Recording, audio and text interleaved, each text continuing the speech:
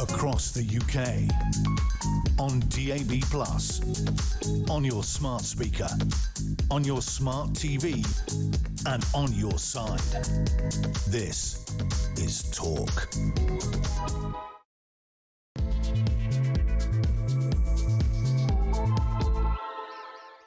A very, very good morning to you. Welcome to the show. It's coming up to 3 minutes past 10 o'clock. I'm Julia Hartley-Brewer. This is Talk. We are, as you well know, the home of common sense. I'm hoping to hear an awful lot of common sense, both from my guest today and indeed from you. You never know, a little bit from me as well. Whether you're listening on DAB Plus radio, on your smart speaker, watching on YouTube or your connected device, it is fabulous to have your company. Don't forget, if you miss anything of the show or you want to catch up on anything we've talked about this week, go to my YouTube page, the Julia Hartley-Brewer Show. It's on YouTube. Hit subscribe and you never have to miss a thing. Coming up in this hour, small boat migrants are going to be housed in 2 army barracks in Scotland and the south of England from next month, as Keir Starmer piles pressure on the Home Office to end the use of asylum hotels within a year.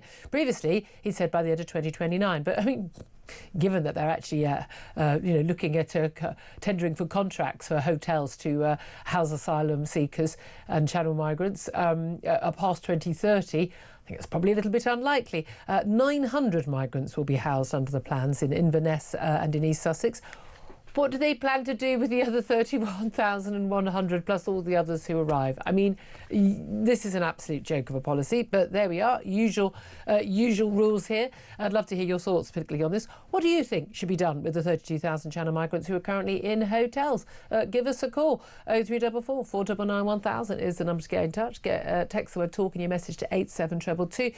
Get in touch with me on X at talkTV. Calls are charged at the national rate. Text costs £1, standard network rate message. But, of course, as always, you are free to call about whatever you want to talk about. Also going to be talking about the budget. We are in, very close territory now, and Labour's plan to hammer homeowners, admittedly, very rich homeowners, with a new mansion tax is hanging like a sword of Damocles over the housing market, according to experts. Under the plan, owners of properties worth at least £2 million would face a charge of 1% of any amount over that value. As you've got a £3 million home, you're going to be paying an extra 10 grand a year in tax. But, of course, that's out of taxed income. So, really, it's costing you 20 grand, probably, on the sort of incomes those people are on. But this comes as the Chancellor, Rachel Reeves, said she was, of course, looking at tax increases to fill the government's £30 billion black hole. But things looking so bad on every front for her. Is she actually going to have to blatantly break those election manifesto promises about things like, income tax? And no, not just for those rich people over there, but for everybody. We'll talk about that. Plus, David Lammy, never far from the news, our Justice Secretary. He's been branded Calamity Lammy by his shadow, Robert Jenrick, as he faced a Commons grilling yesterday over the mistaken release from prison of Ethiopian sex offender Hadush Kabati. The Deputy PM came under fire from MPs as he revealed that human error appeared to be to blame for the blunder. I mean, tell us something we don't know. And a protester heckled the King about Prince Andrew during a cathedral visit on Monday. The man shouted questions about how much the King did or did not know and when about the disgraced Prince and convicted paedophile billionaire Jeffrey Epstein as the King visited Staffordshire. Also, of course, ongoing issues over where Prince Andrew's going to live and why disgraced royals and who've lost all their other titles other than Prince should be given a grace and favour mansion at all. But there we are. It's amazing how many properties there are on the Windsor estate, isn't it? Anyway, 6 minutes past 10 is the time now. Delighted to welcome the editor of Spiked Online, Tom Slater, to the show, as I regularly do on a Tuesday. Morning to you. Morning. Where do we start? Where do we start? We've got this plan, latest plan, two of these barracks. These are in Inverness and in East Sussex. A total of 900 migrants could be housed in them by the end of next month. They're going to be the first of up to 10,000 migrants who the Home Office is hoping to house on military sites, working with the MOD to find several more disused sites. But I certainly know one of these sites, I think the one in Inverness, is actually possibly the East Sussex one is actually. It's actually in a town. I mean, it's not out of town. It's the whole point is people don't want these people walking among us. Doesn't deal with the many other tens of thousands who are here. Those in hotel accommodation, very expensive, but also living in houses of multiple occupancy, or the massive backlog, over 100,000. I mean, it also doesn't deal with the fact that these people will be free to just wander in and out, same as they were with the BB Stockholm. And it's one of those things where I can't work out whether the government are just really stupid or they think we're stupid. Bit of both. They're almost certainly so. It's so clear that when people are upset about the hotels being used for illegal migrants and asylum seekers, yes, part of it is because the place where they used to hold the wedding or the Christian reception or whatever is now deprived to them, but it's also because of the issue of illegal migration, the fact that there are undocumented men, we don't know where they're from, we don't know what charges they might be fleeing in another country, roaming around in their communities, and a non-negligible number of them actually committing crimes. The idea that you just and I don't know them, what number would be an acceptable number. No, exactly, because it's well, it was just one 14-year-old who was sexually abused. And this is what people don't want to put up with. So the idea that the government is like, OK, we've heard you, so we'll put them in flats. Or we'll put them in army barracks. Or we'll do this, or we'll do that. You think, no. No, you haven't. Yeah. The issue is illegal migration. That's what people want dealt with. Just moving the issue around the country into different types of accommodation is really not going to cut it. Yeah. This is like a man who repeatedly has affairs and his wife says, please stop having affairs. And he says, OK, well, I'll only have an affair with my mistress, but I'll do it in a hotel. Or, no, I'll do it when I'm in other countries. Like, no, that wasn't the issue. Yeah. No, the infidelity was the issue. I'm not speaking of personal experience. I need to stress that someone's going to end up in the Express or something. But genuinely, it is properly that they don't get it. And the reason, we talk about this on the show a lot, because they genuinely don't get it. This lot, Labour lot, we're talking about, the lanyard classes, they genuinely don't think it's an issue that there are a load of people who are undocumented young males from far-flung countries from a very different culture from ours who have completely different attitudes to women and girls, that they are coming to this country and breaking into this country illegally and being allowed to stay. They actually think that they genuinely think we're all racist and bigoted, they're thinking it's a problem. So they pretend to deal with it and they want us to stop talking about it because the solution is not to stop them coming in or to get rid of them. The solution is for everyone to shut the hell up. That's the solution. Same with grooming gangs, same with everything. Shut up. Just shut up. Stop talking about it because you talking about it is the problem. And that's why they think that if they just move the problem around, people will not notice. Of course not. There is so much focus on this issue now. I remember when the hotels protests were kicking off in the summer, it was very quickly you then saw that, even when there was just a block of flats in Waterlooville, which there was talk of it being handed over to become a legal migrant asylum accommodation, there were protests almost imminently. So even if the government thinks they can get away with this, they won't be allowed to get away with it. There's too much scrutiny. But there is this view that if they're sort of out of town, that's not such an issue as, a hotel, near a secondary school like the Bell Hotel in Epping, which sparked all of this, and of course is where, this Epping migrant was housed when he sexually assaulted a 14-year-old and a woman within weeks of arriving in this country. But also, I've always said I would rather they were in I don't want them in hotels. I don't want them here at all. But I'd rather they were in hotels than they were living in a terraced house next door to me or you and near a school and we don't know who they are. Well, my local hotel that's now an asylum hotel. When you actually go look at it, you can see straight away. Oh, it says not open to the public. Yeah. This, you can't get in. There's security guards everywhere. It's a very forbidding entrance now instead of a hello, welcome to your local hotel. So at least you've got there's a hub. You can focus on it. You could make sure you could say to your daughters maybe don't walk past this place. But not if they're living at number 42 and number 38. Yeah, and that's something which has already started to happen, and also it seems like we might end up seeing more of it, particularly as the hotels becomes a hot button issue, because this is very one-dimensional way the government are looking at this problem.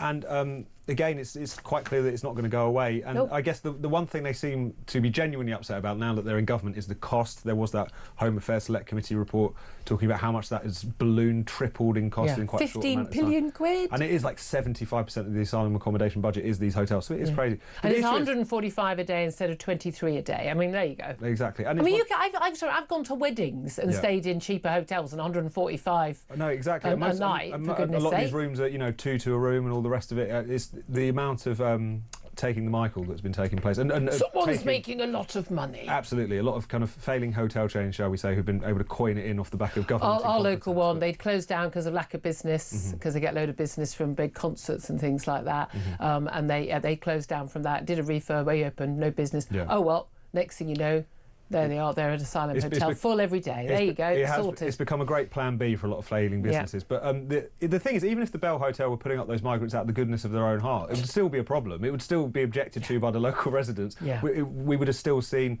the Ethiopian asylum seeker come to this country and commit those offences within 8 days of arriving. So I think, again, they can only think about this in terms of, oh, they're upset about the hotels, let's do something about the hotels, or, oh, it's quite expensive, isn't it, let's do something about that. That's not the issue. Always the wrong end of the stick. I mean, what do you make of The Sun? This is a great story. But again, we shouldn't be surprised by this. A charity bankrolled by the Home Office, i.e. by you and me. I mean, again, as far as I can tell, every charity in this country spends its time constantly lobbying against every government policy or every policy that is supported by the public, right? Funded by the public, using government money. There are very few charities that seem to be funded just by charitable donations. I don't know why taxpayers' money is funding a charity. If we think that job needs to be being done, why are we asking a charity to do it? I don't really understand that. But Migrant Help, they're called. I wonder what they do. I wonder whose side they're on. Migrant Help basically gets taxpayers' cash. And we're talking, I don't mean they're getting a few $100,000, okay? They run the government's asylum helpline. Why is there an asylum helpline? I mean, they've morphed into a £60 million a year empire, almost entirely funded by you and me. They signed a 10-year deal in 2019 to advise asylum seekers and help them access housing. Oh, I mean, yeah, by all means, let's have an extra service for people who've got no sodding right to be here. 235 million quid, that deal was. It is now ballooned to £385 million. They've now branched into our schools. They have a nationwide schools programme to, in their words, challenge the mindset of pupils as young as 8 in terms of their views about our attitudes towards migrants. Now, what the actual... I won't finish this sentence because I'd be taken off air, but what the actual is going on? Why are we funding this charity? Why don't all the people, all those people, the Lib Dems and the Greens and the Labour, who think, oh, the migrants, they're wonderful, asylum seekers, why don't you all put your money and go and volunteer at a helpline and pay for this? No wonder these people are coming here and they've got this. What the hell are these people doing in our classrooms? It's bad enough having the trans activists, the Stonewalls, the climate propagandists in our classrooms. And by the way, if you think those people aren't in your kids' classroom, trust me, my daughter was at one of the sanest schools I could find, and they had a cross-dressing man in with his wife to tell us about how wonderful it was to be trans. And that was a man who thought, by the way, that 10-year-olds should be allowed to change gender. I mean, so I'm sorry. Don't think there weren't words about that from Mummy Julia, but there we are. I mean, and that was one of the sane schools. So God knows what's happening in an awful lot of other schools. You're kind of graded on a curve in North London, aren't you? Yeah. I mean, there are some schools where basically, I mean, good luck your kid coming out of school not trans, frankly. And, I mean, seriously. I mean, I'm actually not even joking. But Jenny, our kids are being propagandised. Yeah. We're paying for propagandists to go into our schools. Of course, I don't want my kid. I certainly have not raised my kid. I don't want anyone's kid to be raised to be, to be racist or to be sort of anti-foreign or anything. None of that nonsense at all. But to basically, what are they doing? What are they telling us? That asylum, that loads of migrants coming by boat and paying people smugglers is a good thing? It's insane. And also, you had a lot of schools which managed to convince themselves that a lot of the topics they were basically propagandising to kids weren't contentious. It's just about living as who you are, the trans issue, or it's just about the environment and it's not got anything to do with politics. This is like the key political issue of our era. It divides the country. The vast majority of people know that you have to do something about illegal migration. People with brains, eyes and ears. Yeah, but it's still one of those things like, this is a live political issue. To have people going in to schools at the taxpayers' expense, basically trying to say that, what your mum and dad would probably say when they're discussing the news over the kitchen table in the morning, they're wrong and they're horrible people. I mean, it's just crackers, but this is what we've come to expect, isn't it? Yeah, absolutely. It is extraordinary. What do you make of a Calamity Lammy? Quite like that nickname from Robert Jenrick. I'm a bit gutted I didn't think of it. I know. How did we know? Surely someone must have come up with that somewhere. That entire time. But he's under around the comments. He did it. He's so pompous. David Lammy. I know I talk too fast, guys. Sorry. What can I say? There's just too much going on. But David Lammy speaks very, very slowly in a very pompous way, as if what he is saying is extraordinarily important. It rarely is. And he was making a statement of the Commons, and he's talked about, human error of this release of this epic sex offender by accident. It's happened this year. Look, we know something like 262 have been released. It's doubled, basically, in the last year under Labour. So something's going wrong. But I plague on all their houses because, Tories as well, the underfunding. I don't know. I'm not quite sure why. I'm underfunded, therefore I can't do my job properly and check paperwork. I've never understood. It's when people go, well, he's not very good at his job, he's got a bad attitude because he's on minimum wage. Yeah, that's why he's going to stay on minimum wage the rest of his life, because actually getting on with it and having a good attitude and doing your job well is how you get off minimum wage. That's what most of us had to do to get off minimum wage. And yes, I've done plenty of minimum wage jobs. But I mean, some might think I should go back to them. But I mean, they're going to set up an independent probe into this mistaken release. I mean, I don't think it's fair to blame David Lammy directly as the new Justice Secretary for this. I mean, come on. I mean, I'm no fan of the man, but... I get that. I suppose the one caveat you could say is that someone somewhere should have said, look, this needs to come off without a hitch. Yeah. This is really important that there is no problems. He was like, at the time he was accidentally released, he was kind of the most high-profile sex offender in the country in many respects. People saw him out in the street in Chelmsford and instantly started recording him because they knew who he was. I mean, that's quite a giveaway, isn't it? And the fact that he actually, I'm not trying to give him any credit here, but the fact that he actually was like walking back into the prison trying to work out what was going on. Well, he was saying, he actually said, apparently, according to Slorridge, but I'm supposed to be being deported. Yeah, like, what's going on? Where am I supposed to go? If the system is so dysfunctional, it has to rely on the sex offender doing the right thing. It's really not great. Going out on a limb. Yeah, exactly. We shouldn't be laughing about it, and yet, but we're Keystone Cops country. That's what we are, really. And that's the thing, because even though this, the human error does happen, although there's been a lot of it happening recently in the prison service, it looks like, there's also a sense in which it becomes a kind of symbol of how top to bottom the system just doesn't work. Well, I tweeted something when this came out at the weekend. Who's running the prisons, who's running justice in this country? Is it Laurel Hardy? A lot of very angry Laurel and Hardy fans saying literally, like, you can't, don't you demean Laurel and Hardy, they do a better job. Drag them into this. Exactly. Let's talk about reform. Very much in the news. We had Nigel Farage yesterday having to deal with the Sarah Poaching comments, actually on this station, an interview with Peter Caldwell. And I've had some, run-ins with her as well in terms of like not knowing what the two-child benefit cap is. I'm saying with Nigel Farage as well on this issue, but she said some stupid words. I agree with them. I don't think she meant it in a racist way. I don't think she is racist. I mean, I have no idea what's in her heart, but she was it was cack-handed. But she was expressing a concern and an irritation, I think, that a lot of people do have about the sort of the propagandising in adverts in every TV show, BBC, ITV, everyone. I mean, it's just non-stop of the sort of, this is what the country should look like, this is what is the normal, and I think people have got fed up with it. The demeaning of particularly, and the caller who'd originally made the call, it was on my show yesterday, talking about the demeaning of white men, the demonising of white men that goes on, is routine in TV shows and in adverts. And it's one of those things where you can understand why people are upset about it. You can also understand why some people would not be that bothered by it. But at the same time, to suggest that what view you take on this particular issue means you're racist or not is obviously nonsense. She could have expressed herself a bit better. She's now apologised for it. A lot better. And it's the sort of thing where I resent the idea that a politician, regardless of what political party they belong to, have a few poor choice words and then they apologise for them, but it still becomes a story for days and days and days. I get why it gets eyeballs. I get why it creates a spicy media debate. I understand that politicians like it because they can land blows against each other, but it does demean the substance of the issue. Can we get on with can we talk about the substance? Exactly. And again, it was interesting how often the questions yesterday at the press conference Nigel Farage gave were, and he was obviously promising alongside one of the grooming gang victims who's been absolutely fantastic in terms of actually speaking out on this issue, and was one of those who has resigned from the body to this is Eliane Reynolds to actually oversee the national public inquiry, and he's basically said, look, this isn't going to work. We're going to have a parliamentary investigation. We can do this cross-party. He was speaking to the Speaker of the House of Commons last night, and he also talked about how London could be the last great grooming scandal to be uncovered. I have no doubt at all that will be the case, and we'll think of the scale, 9 million people, rather bigger than Rotherham or Rochdale.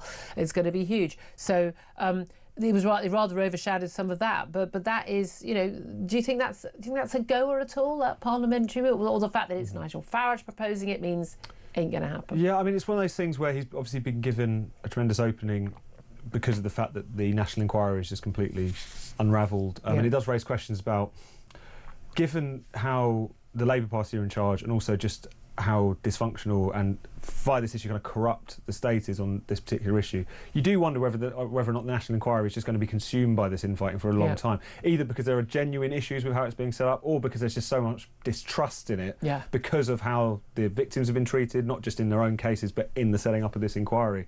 So it does make you think maybe there's another way to do this. I've always thought actually it's something that should be official and statutory, but something that's very much focused on prosecutions, something that's very much focused on the kind of task force that the last government set up, but on steroids, which has been very much focused on let's find these suspects and lock them up. And then also the people who covered it up. Well, no, that's for me, that's what it's about, because there's already criminal prosecutions going on of the men, not on enough scale. But that, that's a different thing. But looking at why were so many men not prosecuted for so many years? It seems to be that so blatantly. I don't understand why any of these things need to take that long. The bloody Sunday inquiry, the COVID inquiry, which is an absolute waste of time. I mean, literally the biggest waste of time you could possibly imagine.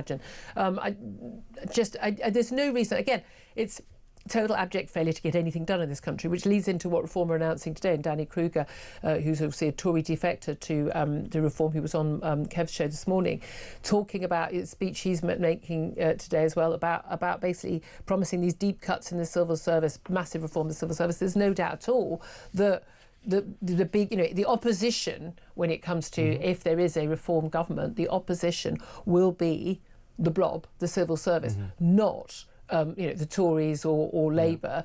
It's going to be the civil service. And it's interesting that Labour obviously thought, the lefty civil service has been blocking a load of things the Tories want to do over the last few years. But don't worry, we'll be in charge and they love us. Nope, turns out they can't get anything done either. And I think that's been instructive in terms of, yes, the civil service, there's tremendous groupthink, blobthink, whatever you want to call it. The fact that in the last government you would have, I think Kemi Badenoch once said that when she was trying to push through making all of the lavatories in government buildings single sex, she would get, notes written back on her copy. We can't do this, we can't do that because of this and that. So it's quite clear that they're shaping policy. They're also just useless, that the whole system doesn't work. Labour are doing things that the civil service are broadly happy with. I mean, they still can't. They allowed, they brought in Sue Gray to basically set the agenda. She was a career civil servant, and yet they pull a lever and nothing happens. That is the British state. But that's Tony Blair found that as well. Again, he talked about that as well. This is the massive issue. And again, they forget that they are servants. And it's interesting, Danny Kruger saying basically when a new Prime Minister gets elected, he says if Nigel Farage gets elected, and he said when, he's not going to arrive, and then the head of the civil service goes, yes, a new temporary incumbent, and would you like to change the curtains, sir? As opposed to, right, the civil service answers not to the Cabinet Secretary, to the Prime Minister. The Prime Minister is the leader of the party which has the majority in Parliament, the elected representative organisation in this country who has a mandate from the people. End of. Nothing to discuss. And if you don't like it, do one. And there has to be a really clear message about that, and it's going to have to be Doge style. Of course, Elon Musk didn't get rid of as many people or get rid of as much spending as possible, but for me it's less about the cost, even though that was his big issue. It's just about freeing up our country to get stuff done. If you don't want to get stuff done, go and do something else. No. Go and work for a migrant charity. Paid for by the state. Absolutely. And the idea that we still have this civil service, which is the envy of the world, and so effective. Well, everyone knows this is nonsense. It's full of people who are getting shuffled from one department to the other. It's quite difficult to move people on if they're useless. There's a lot of failing upwards. They usually get promoted. Exactly. There's a lot of failing upwards that goes on in the civil service. Everyone knows it. We've had governments of both Labour and Tory persuasion over the past 20 years who realise just how bad the problem is. So something definitely needs to be done. And hopefully this will work. I know we need to move on. We get some calls. I want to talk about other things, Prince Andrew, and where he's going to live, and the budget, and goodness knows what. We've got lots coming up. Hurricane Melissa about to hit Jamaica as well, not just local people, but of course lots of tourists there as well. But Tom, I also want to mention your brilliant new documentary I was watching last night by Spiked. You're the editor of Spiked Online, and a documentary about online censorship. And I mean, the title says it all, Think Before You Post. I can't recommend this enough. It's a superb documentary. Tell us just briefly what about it. No, it's very kind of you to say. So yes, and I'm not just saying that because he's here. I'd already messaged him going, oh my God, this is so good. I'm very glad you liked it. Yes, so it's called Think Before You Post, which are those very sinister words that the government was foghorning out after Southport last year, not just telling people not to go out and commit violence, but telling people not to air their views on social media. So we just thought we'd go out and speak to the people who had that knock at the door, who had their collars felt, the Borehamwood couple who were arrested in front of their child for complaining too vigorously to their child's primary school. In a perfectly reasonable way. Exactly. Alison Pearson for that bizarre Orwellian ordeal she went through over a year-old tweet that she'd already deleted. And Jamie Michaels, a former Royal Marine from Wales, who was arrested for a video that he made after Southport saying that we need security around schools, calling for things to be done in the right way, petitioning MPs, nothing violent. He ends up being put on remand for 17 days and then acquitted by a jury of his peers in 17 minutes. So it's a kind of way to try and the human story behind this crazy situation that we found ourselves in, where 30 people are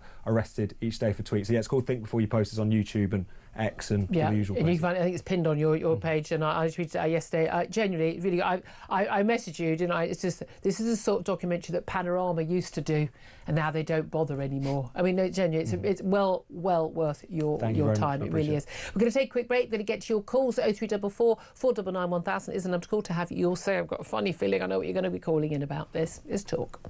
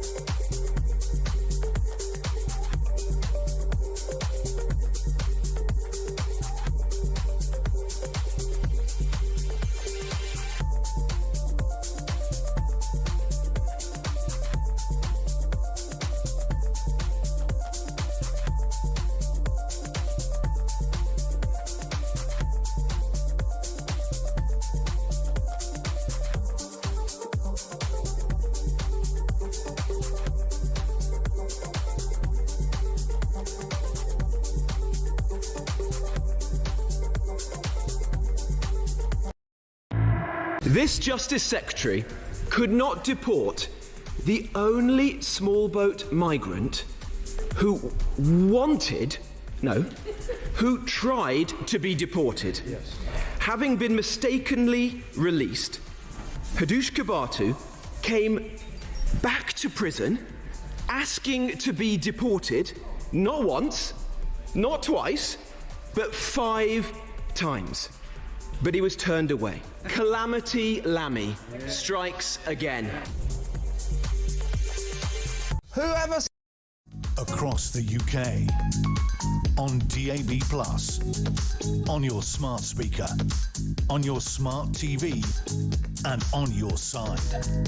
This is Talk. Is Talk. Thank you very much indeed for joining me. The Home of Common Sense. Let's go straight to your calls. 0344 499 1000 is the number. Jason is in Wiltshire. Jason, what do you want to talk about? Morning, Julia. Thanks for taking the call this morning. Thank you for calling, as always. What do you want to say, my love? I'm talking about the old asylum seekers going into these army barracks. Can you remember the Bibby Stockholm? They completely revamped all that, didn't they? They spent millions on it. Still wasn't good enough. No, still wasn't good enough. And also, we have seen the poor conditions they expect our armed service forces to be staying in these barracks. Mm-hmm. How many hours do you give before the human rights lawyers start rubbing their hands and this isn't happening? Well, if it's out of town, there isn't a convenient enough bus service to take them into town. Mental health problems as well, Julia, because you can't go and do your scuba diving lessons and you can't go and do... get your art lessons for free from the council and make use of those half-price passes to the leisure centre. I mean, it'll all be very unfair. You just think this won't fly. It's not going to happen.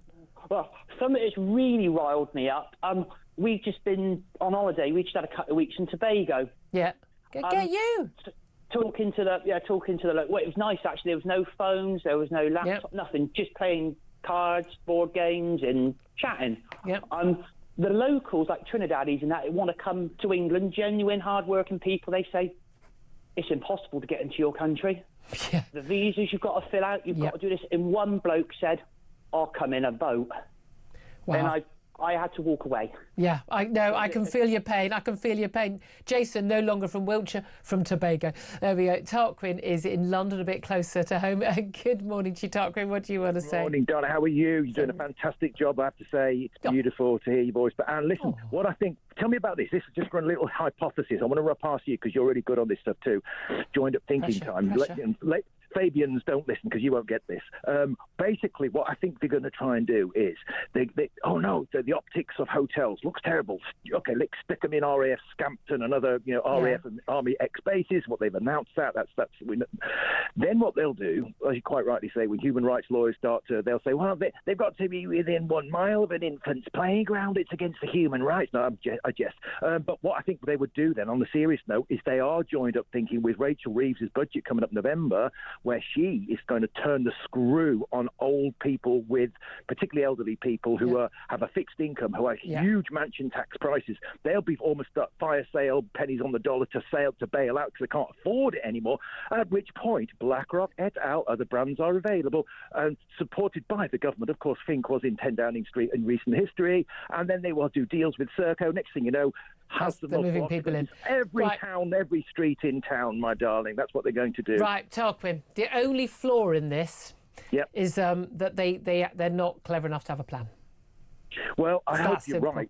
No, they're not. Yeah. They don't. Trust me, they do not have a plan. And if they did have a plan, they're incompetent, but they are literally lurching from crisis to crisis.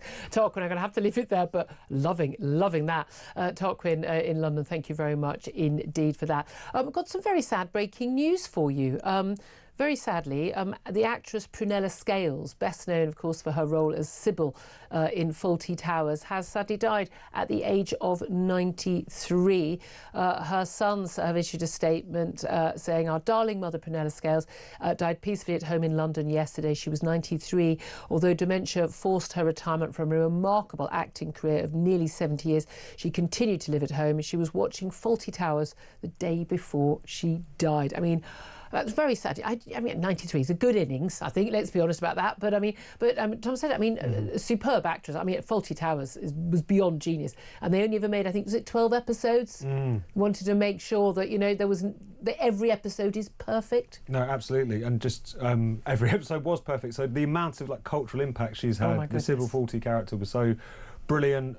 Such a great foil in that particular sitcom, and obviously had an illustrious acting career beyond that as well. So as you say, it's a great innings, and a great career and a great cultural impact in a way that you almost don't have as much anymore. That kind of one show or that one performance, which is seen by absolutely everyone, and that was certainly the case with her. Basil!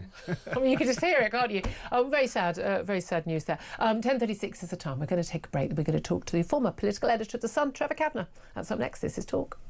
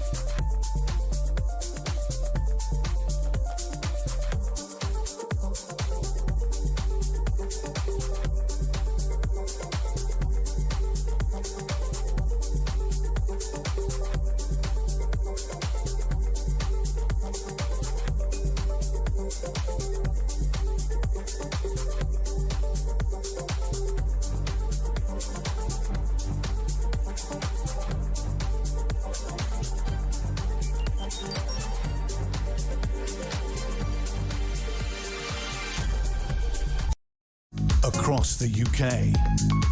On DAB+, on your smart speaker, on your smart TV, and on your side. This is Talk. Good morning to you and welcome back to the show. This is Talk, the Home of Common Sense. I'm Julia Hartley-Brewer. Tom Slater here and is here as well. And Trevor Kavanagh joins us. He's former political editor at The Sun. Very good morning to you.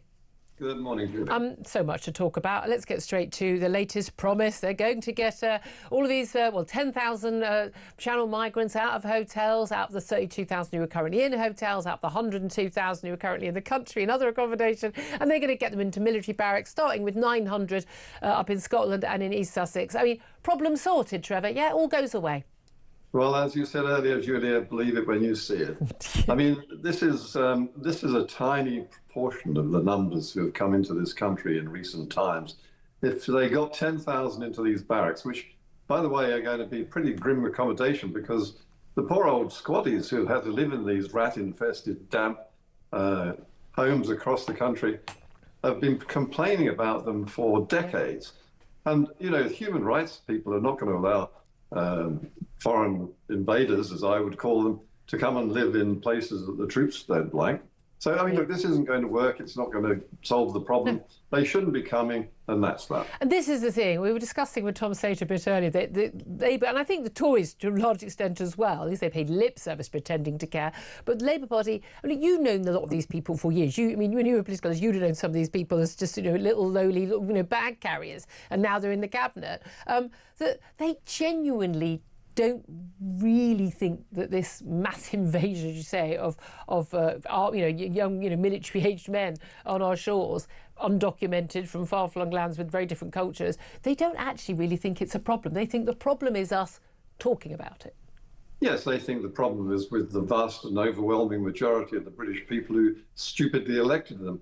And all right. I think that, but, this is a serious, serious problem. We have been invaded. We are being invaded by the day by countless numbers. I know that there is a rounded figure, but we really don't know how many, but it's in the hundreds of thousands, certainly tens of thousands of people coming undocumented from various countries, not least Pakistan and Afghanistan, where Islamic State has quite a strong foothold. Yep. What percentage of those tens of thousands might be either Islamic State or sympathizers? I would say quite a significant proportion. And when you see what was going on in the streets of Tower Hamlets over a few days ago, when people in balaclavas, which I think are hideous and sinister and should be banned along with the burqa, in fact, ahead of the burqa, that is a threat to our country, which has yet to manifest itself on the streets of Britain. Yeah, absolutely. It was incredibly sinister. And again, the police banning a UKIP march, saying that would be provocative, promote tensions and violence, but not thinking that a load of men in masks and balaclavas and hoodies, pretty much all wearing black, carrying foreign flags, Bangladeshi flag, the Palestinian flag, and shouting Allahu Akbar. Like, no, in no way is that intimidating. Not at all. No one's going to think that that's going to be provocative. No, and we keep prefacing every remark that we make about this problem by saying most Muslims are decent, law-abiding people, which is true. But that simply does not apply to the very visible, large number of people who are on the streets of Tower Hamlets, the biggest Muslim community in this country, untouched by the police, unmolested by police, while, as you say, a small group of protesters from UKIP, which is now basically redundant, were barged away to some other place. Absolutely. That is an indication of what's going to be happening on the streets if Nigel Farage ever wins office. Well, yes. Well, I mean, it's interesting. We'll talk about that, the grooming gangs. But I want to ask you just about David Lammy, first of all, dubbed Calamity Lammy by Robert Jenrick, his shadow as Justice Secretary. How much do you blame David Lammy for the Epping migrant sex offender being released accidentally? Is it his fault? Or actually, can a lot of the blame be laid not just at human error in one particular prison, but actually on cuts since 2010 to the justice system?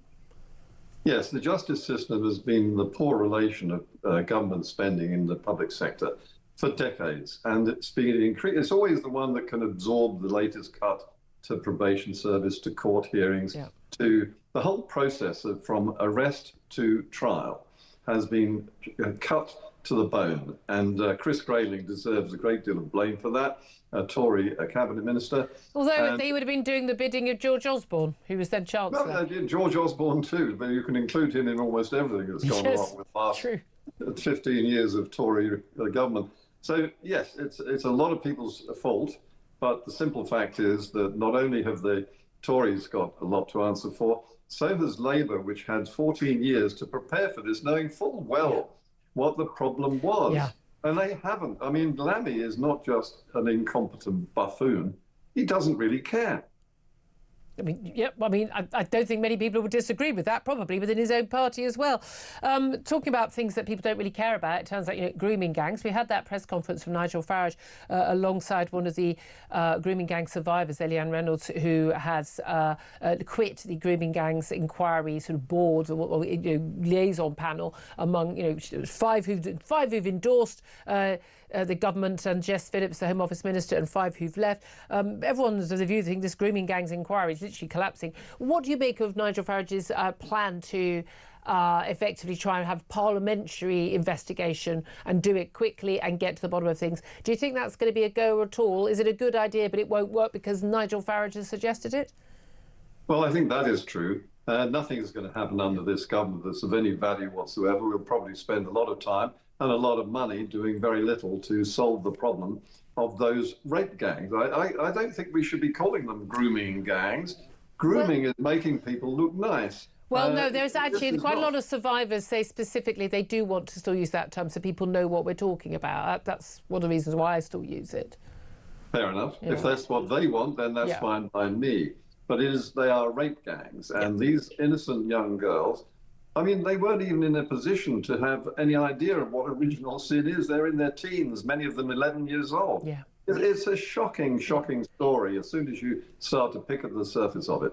I mean, indeed, and everyone's saying, including Nigel Farage, that London is probably, the last great grooming scandal to be uncovered. I mean, it's utterly bizarre for Sadiq Khan, the London mayor, also Police and Crime Commissioner for our capital city, that we've had it in 50. It's been, identified in some 50 towns and cities across the country, but uniquely London, with 9 million people, never happened. No, I think Sadiq Khan exceeds even Sir Keir Starmer as the most useless political leader in the country. Not only useless in the case of Khan, but somewhat sinister in the sense that he takes no account whatsoever of real evidence that, in fact, London, along with those northern cities, is one of the key bases for the operations of these rape or grooming gangs, whatever you want to call them. Yeah. And it remains. It's not just in the past. This is going on today in London and elsewhere. This thing, people talk about it as if it's like a scandal at a hospital that happened 20 years ago. It's happening right now, 2 girls right now, and nothing is being done. Just finally, what do you make of Nigel Farage's announcement about the civil service reform? Well, I suppose Danny Kruger, who is one of his MPs who's come over from the Conservative side, about civil service reform and talking about when, not if, Nigel Farage is Prime Minister, the need to sort of take on, effectively, the blob. I mean, we've seen Labour thinking, oh, we'll be fine because they'll be on our side. They can't get anything done either. Well, frankly, I think that this is one of the mountains that any future government that wants a decent, well-run Britain has to climb. And I think that Nigel Farage has probably the right motivation. Whether he will get anywhere with this, I don't know. They're so entrenched and widespread. They've got tentacles everywhere. They spread right through the Quangos, the charities, Whitehall, the local authorities, the police, and everywhere else. I don't know how, and also in the classroom. Teachers are now teaching young children that immigration is a good thing. Well, give me the child at 7 and I'll give you the man. Yeah, we are in mad territory and we're paying for it all. Trevor Kavanagh, always good to get your views on all these things. You never censor yourself. Love to hear it. Former political editor of The Sun. 10:48 is the time. I'm going to take a quick break. Then I'm going to be talking about the latest royal scandals, heckling of the King about Prince Andrew. Just how many sex offenders was Prince Andrew actually friends with? We're going to be talking to Kinsey Schofield up next. This is Talk.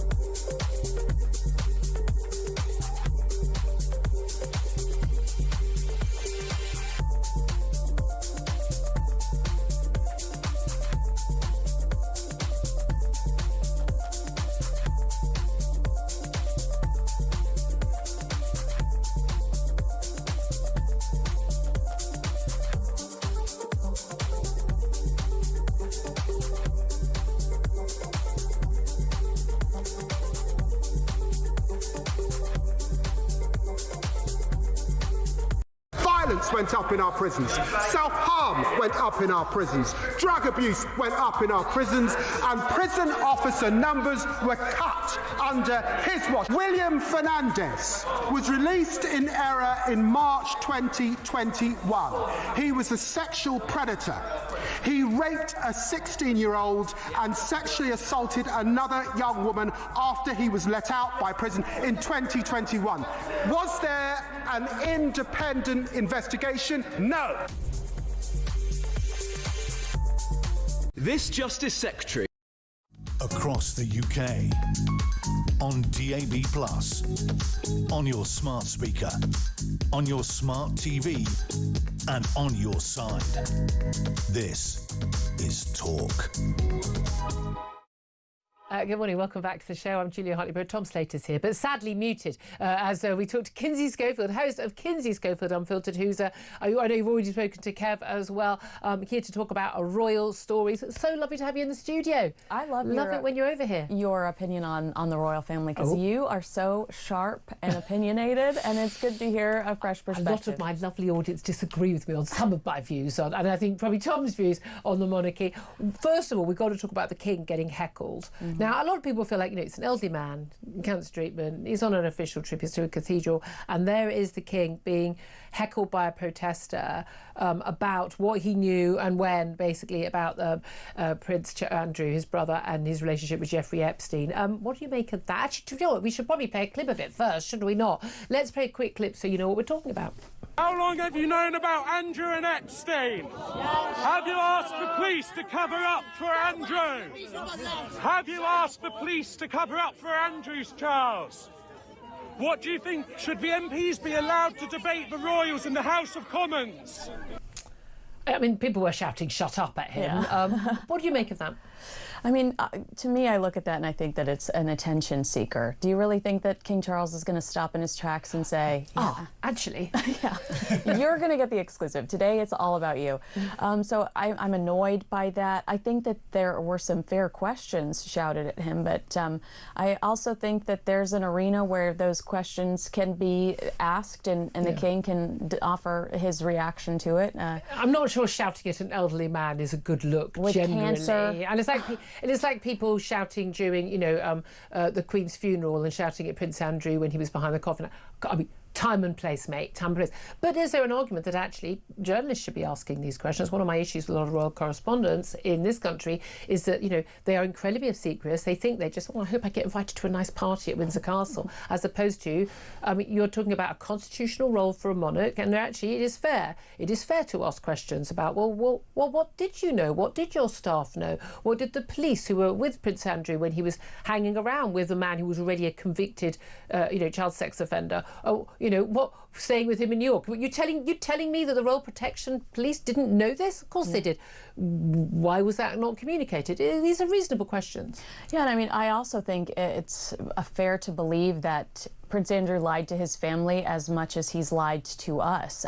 There are royal protection officers that said that they lost count of the women that came through Buckingham Palace or wherever Prince Andrew was bringing them. Randy Andy was when we all thought it was innocent. Right, because he didn't want their names listed anywhere. Ghislaine Maxwell entered and exited as she pleased without anybody taking her name down. So I do think that there was, I think he lied to them as much as he's lied to us. And there is an issue, isn't there? I mean, it's obvious there's no real love lost between the king and his younger brother, who was the favourite of his mother.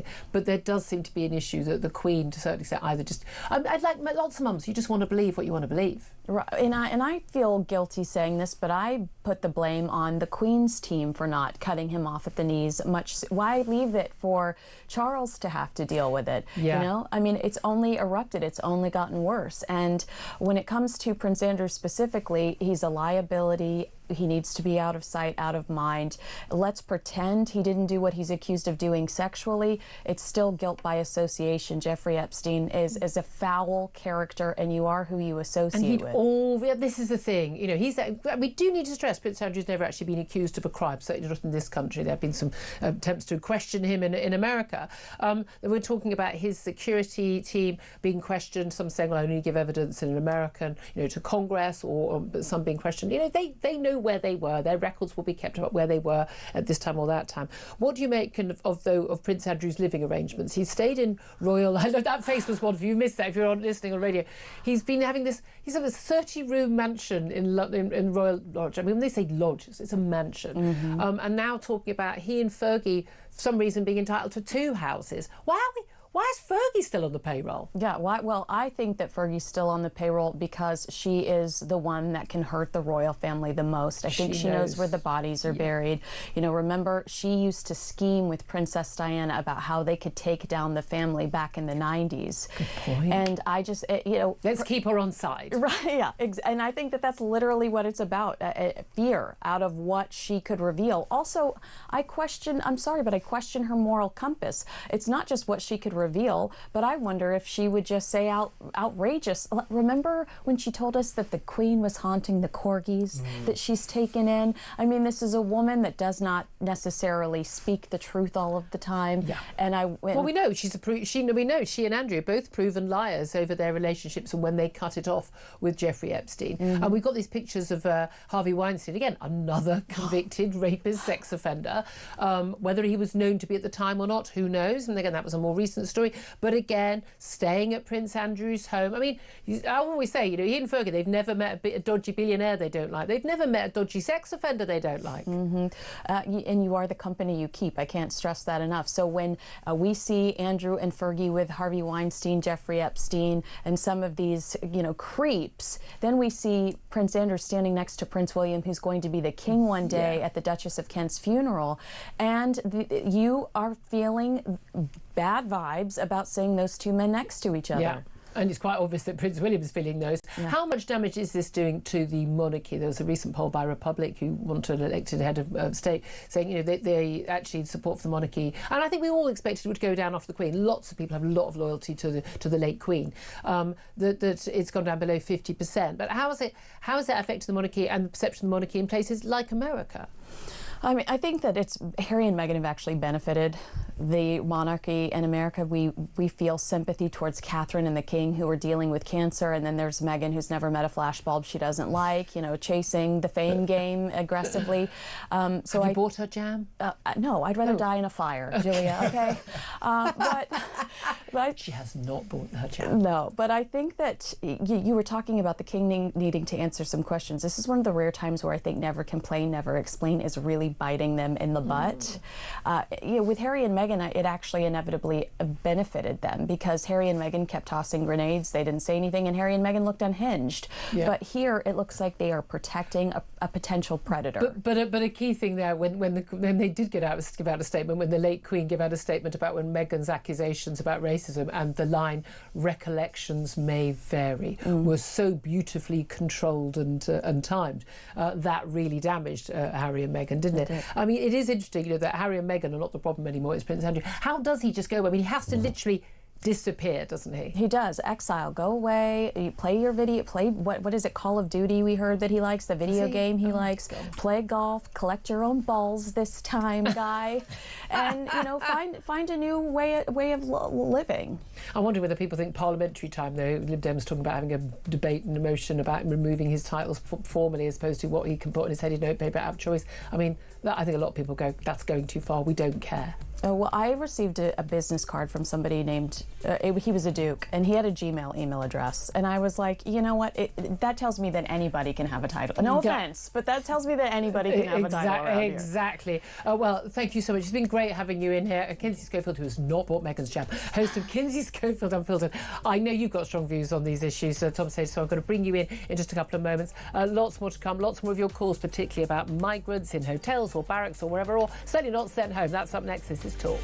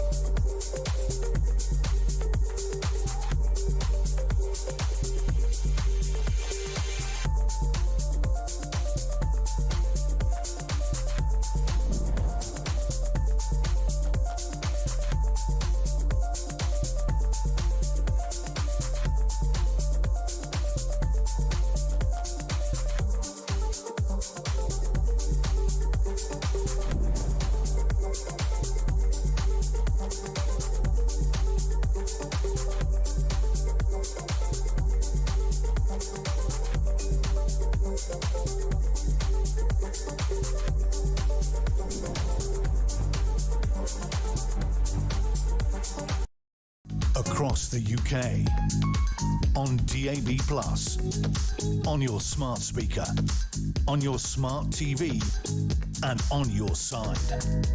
This is Talk.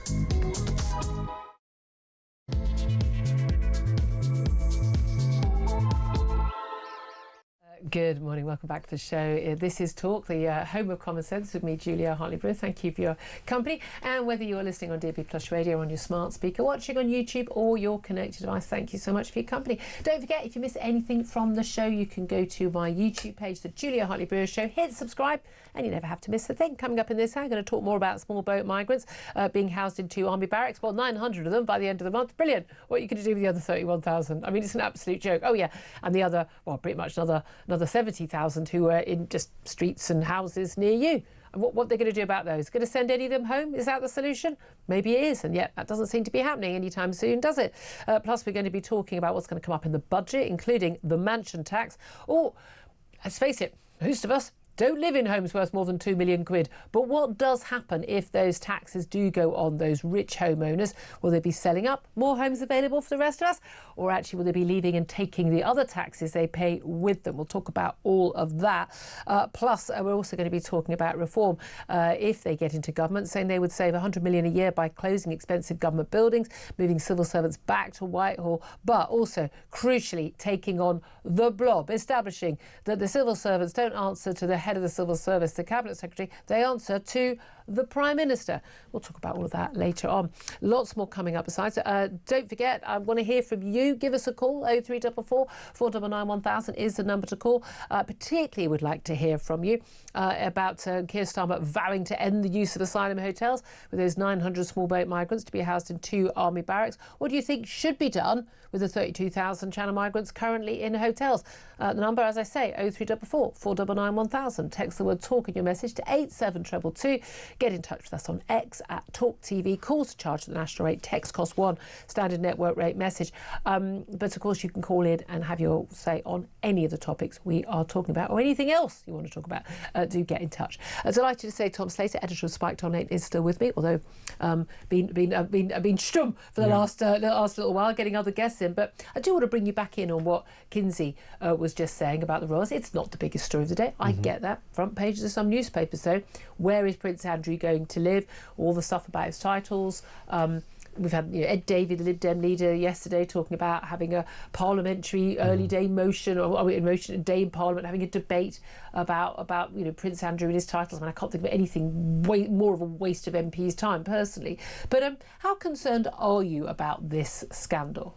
Well, I think it's very damning for Prince Andrew. Of course it is, not least because of the provable lies he's told about his associations with Epstein, how close it was at what time, when did he distance himself, and so on and so forth. As you say, strenuously denies any allegations of criminal wrongdoing, and even though he is an idiot and he is the Duke of York just about, he's still, deserving of due process and shouldn't be presumed guilty. He literally has not been. He says he never met Virginia Giuffre, and if he did have sex with her, she would have been 17, perfectly legal in this country. And it's one of those things where that it's important to stress that, because I think there is a little bit of kind of damning him entirely. But he's obviously still become an enormous headache for the monarchy. He's obviously still taken the public for fools in terms of statements he's made which haven't lined up with what actually took place. And there's some quite serious allegations doing the rounds at the moment in the press, in Virginia Giuffre's posthumous memoir and so on, that he was enlisting private detectives or social media bots to try and come up with dirt on Virginia Giuffre. So for a woman he claims never to have met, he seems to have been quite interested in trying to discredit her. But it was still one of those things where the question now is what it means for the institution. He's clearly, there's no love lost between him and King Charles, which is obviously a big part of why they're dealing with him in a lot firmer way than obviously the late Queen did, Andrew being a favourite effectively. And unfortunately, because we live under a monarchy, we're all dragged into it. So it's one of those things where suddenly it becomes a political issue. Well, that's suddenly it. On one level, I don't care. I don't care where Prince Andrew. I really object to the fact that his building he's been allowed to live in all this time is on the Crown estate, and they've got a duty of care to us as taxpayers to actually maximise the rent. But also, this Windsor estate is just full of these huge big mansions just being handed out to you and here and there. But then if you say you can't get a normal job, I don't know who would want to employ Prince Andrew other than some dodgy Kazakhstan billionaire or the Emir of Kuwait or wherever. I mean, but really, what can he do of any use? He was a hero in the Falklands, no doubt at all, but what has he done usefully for us since then? Okay, he was a trade envoy. No, he just has a title. He just had a title that meant that people would want to meet, they would turn up. It was that simple. And the trade envoy thing could be something where the sort of next Prince Andrew scandal stuff. There was a good piece in the Sunday Times there about just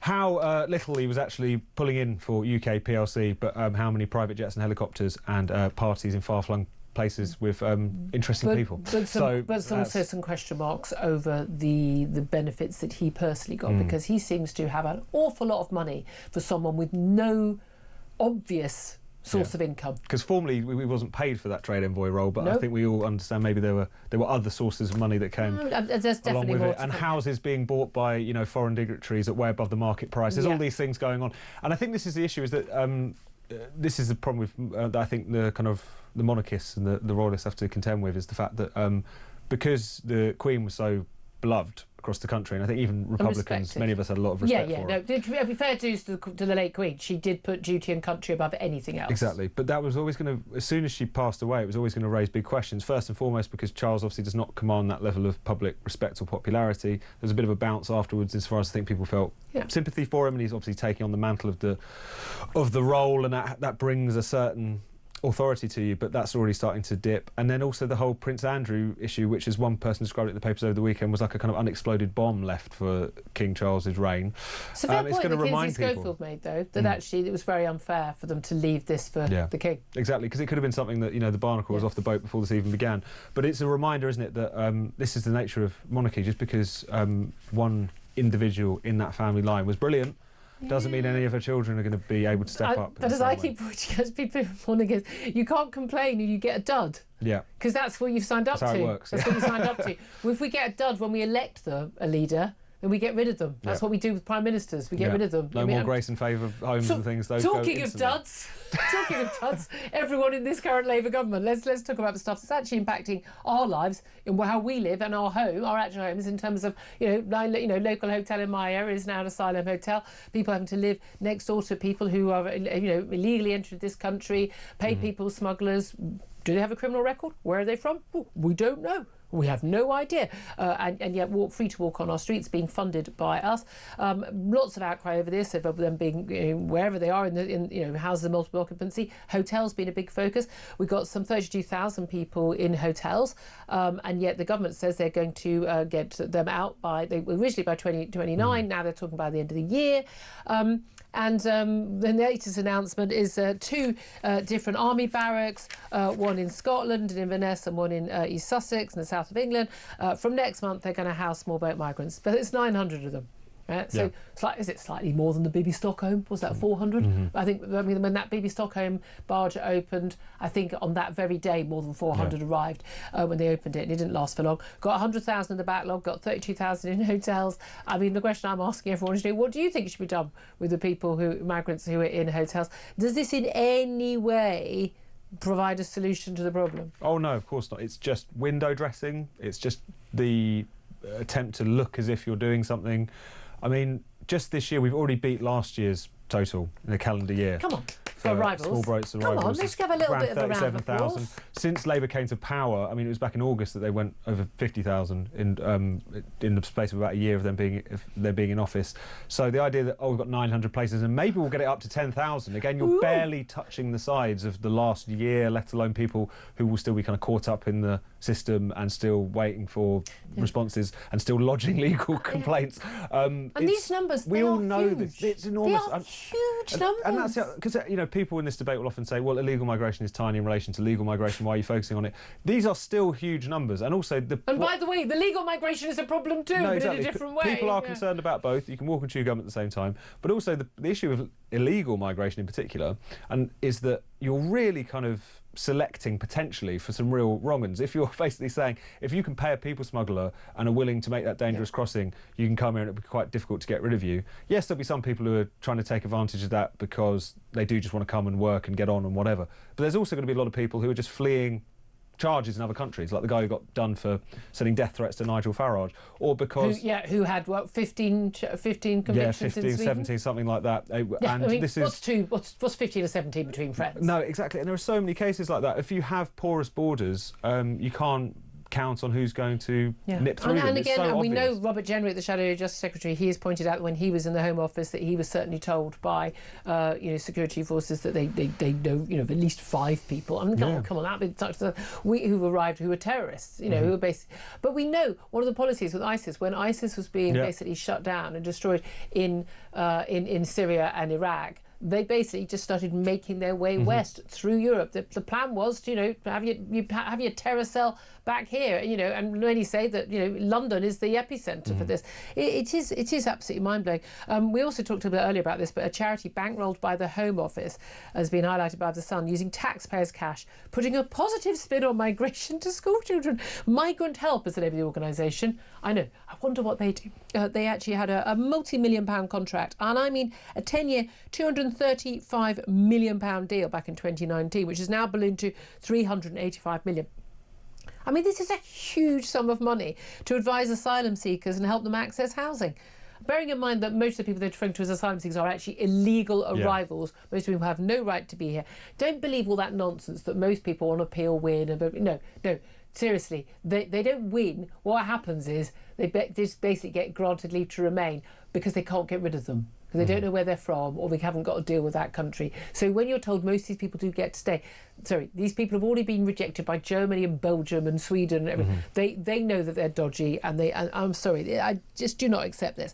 But this charity is going into schools now. They have a nationwide schools programme paid for by you and me to have our children indoctrinated about basically how great it is to basically offer free assemblies and workshops and exercise, asking kids to imagine they have 5 minutes to flee their home, and basically to talk about encouraging people to have a positive attitude and awareness of migration. I mean, but we're not talking about people arriving here who've just fled their home and being bombed by Assad, in Syria, in the day. We're talking about people leaving France. Yeah. Have you not got sympathy for people trying to flee France? I often flee France at the end of a very long ski holiday when I've done too much après, and then I am fleeing France, yes. Not usually via the dinghy, I presume. Not usually via the dinghy. I don't know if my tummy would cope with that after the excesses. That's the only thing stopping it. It's quite most people in this country... It's quite a high price as well for quite a low-grade mode of transport as well. £1,000. I mean, I'm amazed, given the lack of security at our airports now, that these people can't just get flights over, to be honest with you. There is that. But this charity, though, it's a reminder that there are so many people who are, shall we say, benefiting from the dysfunction of the government.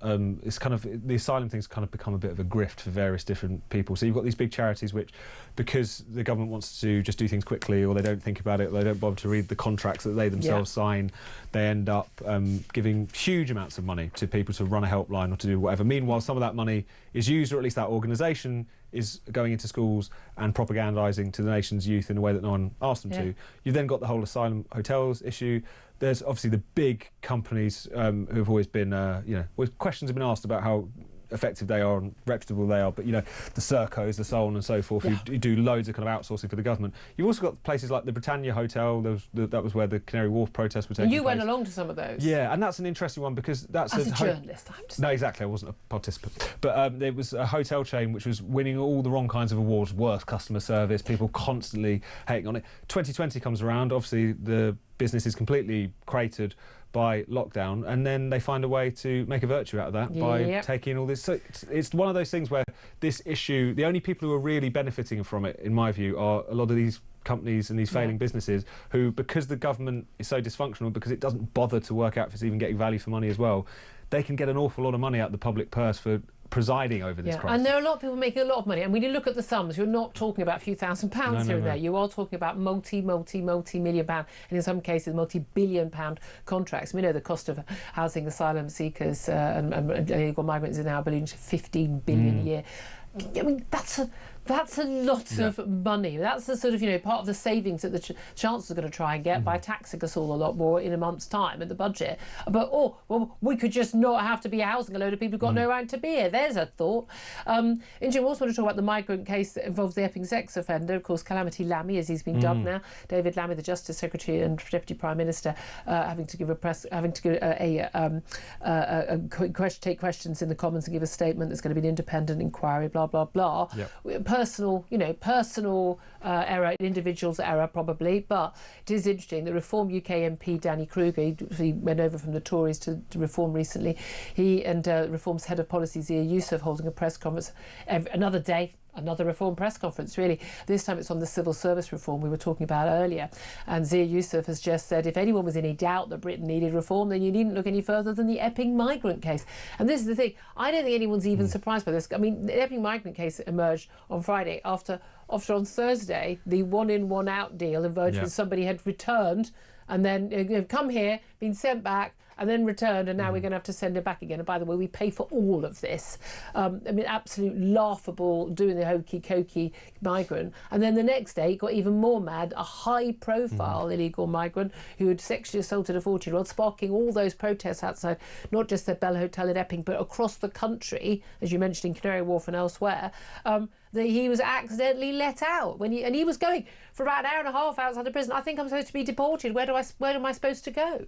No, and the fact that it fell to him to try and correct that mistake tells you everything you need to know, don't you? I mean, this is a man who should never have been let in and who should never have been let out, and yet this is the British state now. It's so useless and it's so dysfunctional that it's become a genuine menace to public safety, both in terms of not being able to control a border but also not being able to run your own criminal justice system in an effective fashion. So it's one of those things where even though human error does happen, but it's been happening an awful lot in the prison service. And it's doubled. The 262 people have been wrongly released as opposed to 125, 130 last year. Exactly, which is surely, more than what you should expect. So human error does happen, but I think this has become symbolic of that broader issue, which is that nothing works, and that nothing works to the detriment of the safety of the people who live here. And as long as people have that in front and centre and in their minds, I think a reform as the kind of change agents party in the next election will do very well. And public safety is absolutely the key. And again, we keep being told, it's very racist to say these men are potential sex offenders. Well, apart from all the ones who are. I'm not saying every single person arriving on our shores illegally is a sex offender, but we know they're a criminal. We already know that bit. But if they're coming from countries, as we know they are, which are either war-torn or have at the very least medieval attitudes towards justice, towards women and girls, gay men and women, and and all the rest of it.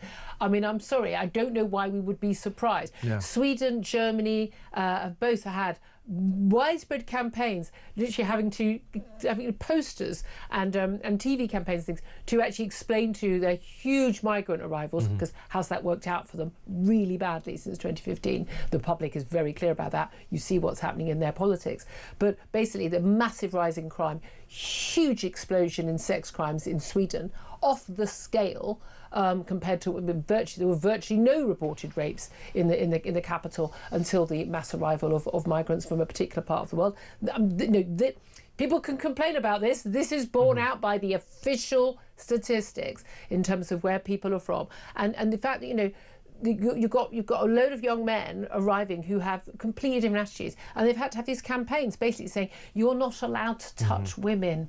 You can't. It's not acceptable for you to touch women just because they're not covered up. I mean, they're literally having to tell these men this because they don't know it. And it's weird that people, in the West, in the countries that have been affected by this migration, pretend not to know that this is the case either. Like, many people will go on... All cultures are the same, Tom. And again, it's not to say that people can't integrate. It's not to say that there aren't things that change over time, of course. It's not to say that you shouldn't, it's not that they're any less human beings. They just have different attitudes, and we tend to think that our attitudes are superior. But, people will have gone on, maybe a little weekend away to Marrakesh. If you're a young woman not covered up, you know what happens. It's one of those things where we kind of have to pretend that these things aren't the case when it comes to migration. And it's similarly, as you say, excuse me, it's not to say that you damn everyone or you tar everyone with one brush, but in the same way that you don't leave your door open at night, It doesn't mean... I think that everyone's a burglar. Exactly. You don't do that because you don't trust your neighbours. You don't do that because you think everyone out there is potentially meaning to do you harm. It's just you're allowing the one or two individuals who wouldn't mind taking your stuff or doing you harm a very easy go of it. That's exactly what you do when you don't control your borders either. This is so obvious to, I think, anyone with even a modicum of common sense. And again, this is the same reason why, for instance, women don't want men who claim to be women in their bedrooms, in their toilets, in their changing rooms. Not because every single trans person is a sex offender or every single man is a sex offender. It's because too many of them are, and therefore we're playing the odds. And also, we don't know which ones are, which ones aren't, but we can make a really good guess that the average woman isn't going to be a sex offender, so we're safe with them. I mean, we do this. We do some nightclubs. For goodness' sake, nightclubs have policies. No stag do's. They now say no hen do's, ladies. We've been upping our game on that front. Well done in terms of vomiting everywhere and causing mayhem in a nightclub. Large groups of men not allowed into a nightclub. Without women, because they know that men in large groups tend to behave more badly than men who are with women. Okay, they play the odds. We play the odds in criminality all the time. But when I walk down the street, someone said to me, I remember years back, so if you see a bunch of and they said, black youths wearing hoodies and stuff on the street corner, you're going to cross the street. I'm like, of course I would. But I would do the same whether they were white youths or black youths, and I would do the same whether they were girls or boys now, because frankly a load of our teenagers are feral from every background, gender and everything. So I mean, you play the odds. I mean, and that's what you do in everyday life. That's what women do every day when they walk down the street at night, and it's what you do when you say, who shall I have look after my child? Someone who's just left prison for a sex offence but says that they're absolutely not a danger. Or that nice young woman with no record. I don't know. Which shall I go for? You play the odds, and we're playing the odds really badly with our young women's and our girls' lives by having a load of, fighting age young men from largely, let's be honest, medieval societies where, women have no rights, where a woman who is not covered up is basically fair game. And I've been in countries like Egypt many, many times, and I know the way I am treated, or the way my daughter is treated when there is a man with us, when my husband is with us, is completely different. It's completely different, and the same member of staff in a Western hotel. And I'm sorry, people can go, that's terrible. Sorry, I've actually had to say, on a day that my husband was off on a scuba boat without us, I literally had to say, leave us alone. Leave us alone. We actually, we could, and I don't have to do that in London. I don't. But anyway, Danny Kruger has been speaking, the Reform MP who came over from the Tories at this press conference about their latest reforms. He says, basically, we will be ready, he says, on day one. When Nigel Farage walks into number 10, I want him to sit the civil servants down and tell them what to do. We'll have new civil service legislation ready to go, drafted from day one. We'll bring more expertise and advice from outside Westminster to help in Whitehall. We'll reform the civil service code. And under a reformed government, the civil service is under notice, and the number of civil servants will fall from 500,000. He hasn't given a number what it would fall to, but it's massively ballooned since about 10 years ago. We'll take back control of the Whitehall machine. We'll not let bogus and higher appeals get in the way of Parliament. And so he's setting up advisory groups, and if you want to get involved, get involved. I mean, I've got to be honest with you, what's not to like about this? I'd support any government saying they were going to do this. No, exactly, and it's one of those things which is encouraging because they are now attracting figures like Danny Kruger, who just give a slightly different flavour, who have a hell of a lot of sort of experience. Backbone. Yeah, and it's not, I don't want to fetishise that too much anyway, because it sounds almost like you do need that kind of more populist campaigning element, but they've got that in spades already. I think this is an interesting shift that is taking place, where it's like we need to do more policy, we need to be able to present it credibly. Obviously all of these plans will be tested to destruction if they ever get a chance to run the country, but it's still one of those things where it's hard to see many people getting too upset about this. I think everyone understands that the British state just doesn't work. And that the civil service because we live here, we can see it, eyes and ears. 11:25 is the time where we're going to go to a quick break. Then take your calls, 0344 499 1000. I'm going to talk to a Labour representative about what is going to happen in the budget. Don't worry, if you don't own a £2 million home, you're probably okay. Or will you be? This is Talk.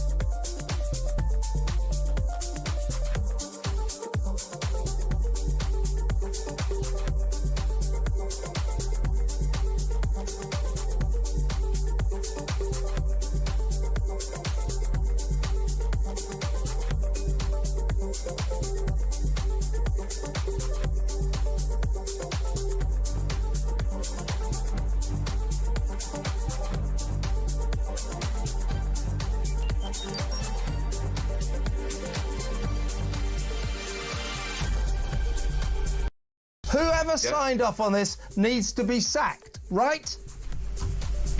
I don't know. What do you mean you don't know? What do you mean you don't know? You mean that wasn't a mistake? Yes, obviously it should have been released. However, fire them somewhere in administration, from the courts, the paperwork, I can see that he should not have been released. Yeah, I think that might be the case, Sam. Violence went up in our prisons. Across the UK, on DAB+, on your smart speaker, on your smart TV, and on your side. This is Talk. Good morning, welcome back to the show. Let's get straight to your calls. 0344 499 1000 is the number to call. Carl's done just that. He's in Liverpool. Carl, I wonder what you want to talk about. Hi, Julia. Hello. All right, well, it's just about this 15 billion on the hotels and stuff. Well, hey, come on. What's 15 billion between friends? Come on. Well, yeah, friends and enemies.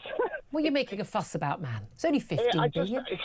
You know, I don't know if you've looked online and seen on Twitter, you know, some remembrance parades being cancelled due to health and safety. We all know it's about budgets and stuff like that. It's got nothing to do about city. So you have to have like this public liability insurance, which costs fortunes, so councils cancel them. Do you know what, Julia? I go to them. I've gone to every single one since I've been retired from the military, and you meet all the same people there. And I've had conversations today and yesterday about how disgusting it is. But we're giving 15 billion, and in the week we're giving 111 million to India or something for contraception. What the hell? I'm sorry, but where does this lunacy stop? Whilst they must say these things out loud and think, God, we sound absolutely like morons, like we haven't got a clue what we're doing. But the British people are funding everything. And where does it stop? I know. You know, where does it stop? Do you know what, Julia? Just to go off topic, I took my children last night to the city centre. I never really go in there, and I went for something to eat with my brother and my two eldest, and it was a lovely meal.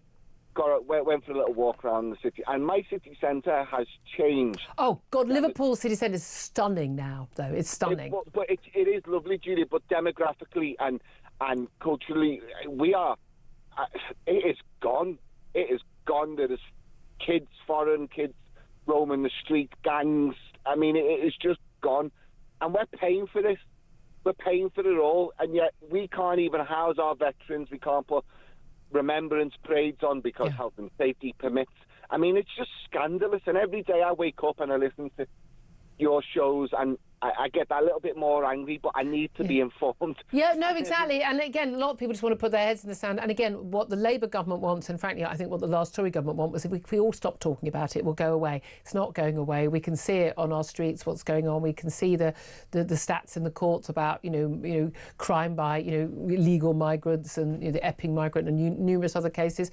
And we want it dealt with. And moving them around from, geography and the kind of housing they're in ain't the issue. Carl, I feel your pain, my love. I really do. Thank you so much for that call. Alan is in Salford and wants to have his say. Alan, what do you want to say? Good morning, Julia. Good morning. You look a lot more happy today and settled. Oh. But when did I not? I mean, I don't know what's going on. Normally you're irate, but you're not today. So, do you know what? You'd be surprised by this. I'm actually genuinely a really happy person. Just doesn't come across on there. I'm usually irate anyway, but 2 quick points. On the civil service, public sector, the only people that should be getting government money should be the army, the police, probably all the rest.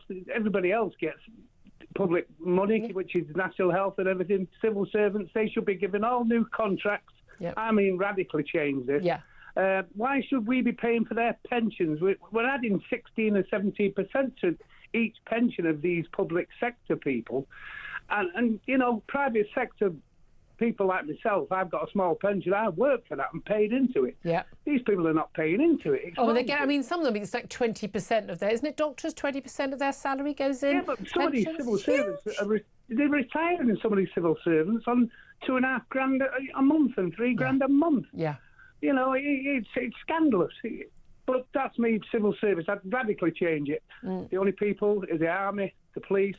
I mean, certainly a load of these charities who are doing work which is not work. Well, you know, I think, you know, a cancer, you know, a hospice charity, yeah. But although, again, shouldn't we be funding the hospices out of national health care? But, you know, but I mean, the charities probably running more efficiently. But an awful lot of this other stuff, this campaigning, lobbying stuff, we're paying, our taxpayers' money is being paid to the government to then use, you know, do loads of paperwork to pay these people to then lobby the government on our. I mean, it's frankly, it's just a grift. And again, it's just more jobs for the lanyard classes.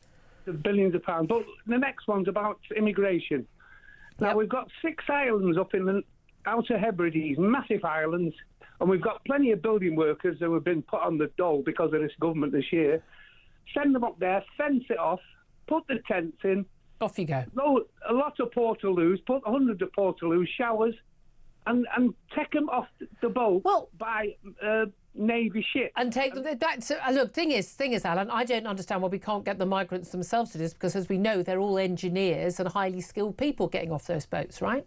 Exactly. But I'm saying you should be using the Navy. And, you know, they've got big enough ships. It's only... I've worked it out at 35 mile an hour, so many knots.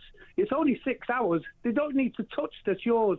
Just get them up there and get them into these camps. The main thing is, send them somewhere. No disrespect to those in the Outer Hebrides, but, you know, somewhere a little bit colder and windier and less welcoming, with rather less black market job opportunities. That might be part of the answer.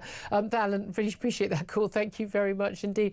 Tom Slater, coming back to you, just on like the civil service contracts and basically relooking all of this stuff and the cuts that people are wanting. We again, this tinkering here and there is not going to fly. It's got to be something bigger. And Elon Musk didn't really deliver when it came to it on Doge in America. But again, that money is talking in their political world more than ours. But we've just seen Milei, in the Argentinian president, really, well, not he was elected, but he's had huge cuts. I mean, huge cuts, massive cuts to try and get his country back on track. And then all the predictions from, of course, the experts saying that he was, you know, massive public disappointment about this and anger, and he was going to lose. Parliamentary elections, huge majority for his party. That tells you that, you know, the public get it. They do, and I also think they're up for being convinced. People know that things aren't working. I've been quite struck, and I don't think it's necessarily shown up in opinion polls, but I think it will start to, how even on some of the things that we used to think economically or socially were kind of sacred cows, like the NHS or whatever, people are starting to think this is really not working. Like, this is really almost becoming an insult to us and a danger to us. And I think the same goes for the economy. I think people, to be honest, I think even if you're, you know, whether you're more of a kind of, if you're more of a Milei character or you're more of a kind of interventionist character, I think everyone realised there are still deep problems in terms of how the British state is structured, in terms of the waste that exists, in terms of the fact that it seems to do a hell of a lot of the things it shouldn't do, and not very much of the things that it should do. Whether that's, you know, not properly policing the streets, but again, kind of policing our tweets to an extreme degree. There's all these kind of different ways in which that was a link into his new documentary on Spiked. Exactly. Think before you post. Think before you post. Out now. Good places, but. Yeah, that sense that something radically needs to change. This isn't purely an issue of money; it's an issue of priorities. It's an issue of waste. They're not going to be able to fob the public off anymore. I think the public are up for an argument with these things. Absolutely. 11:37 is the time. Well, I'll put some of this to our next guest in just a couple of moments. Labour councillor Sebastian Selleck. We're also going to be talking about what the hell is waiting for us in that budget that Rachel Reeves is going to deliver next month. This is Talk, Home of Common Sense.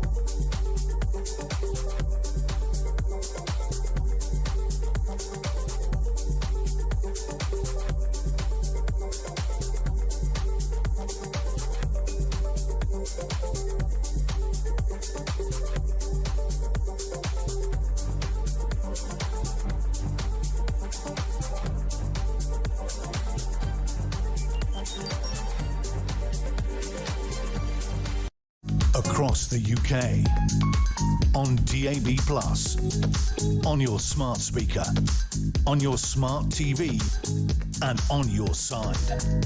This is Talk.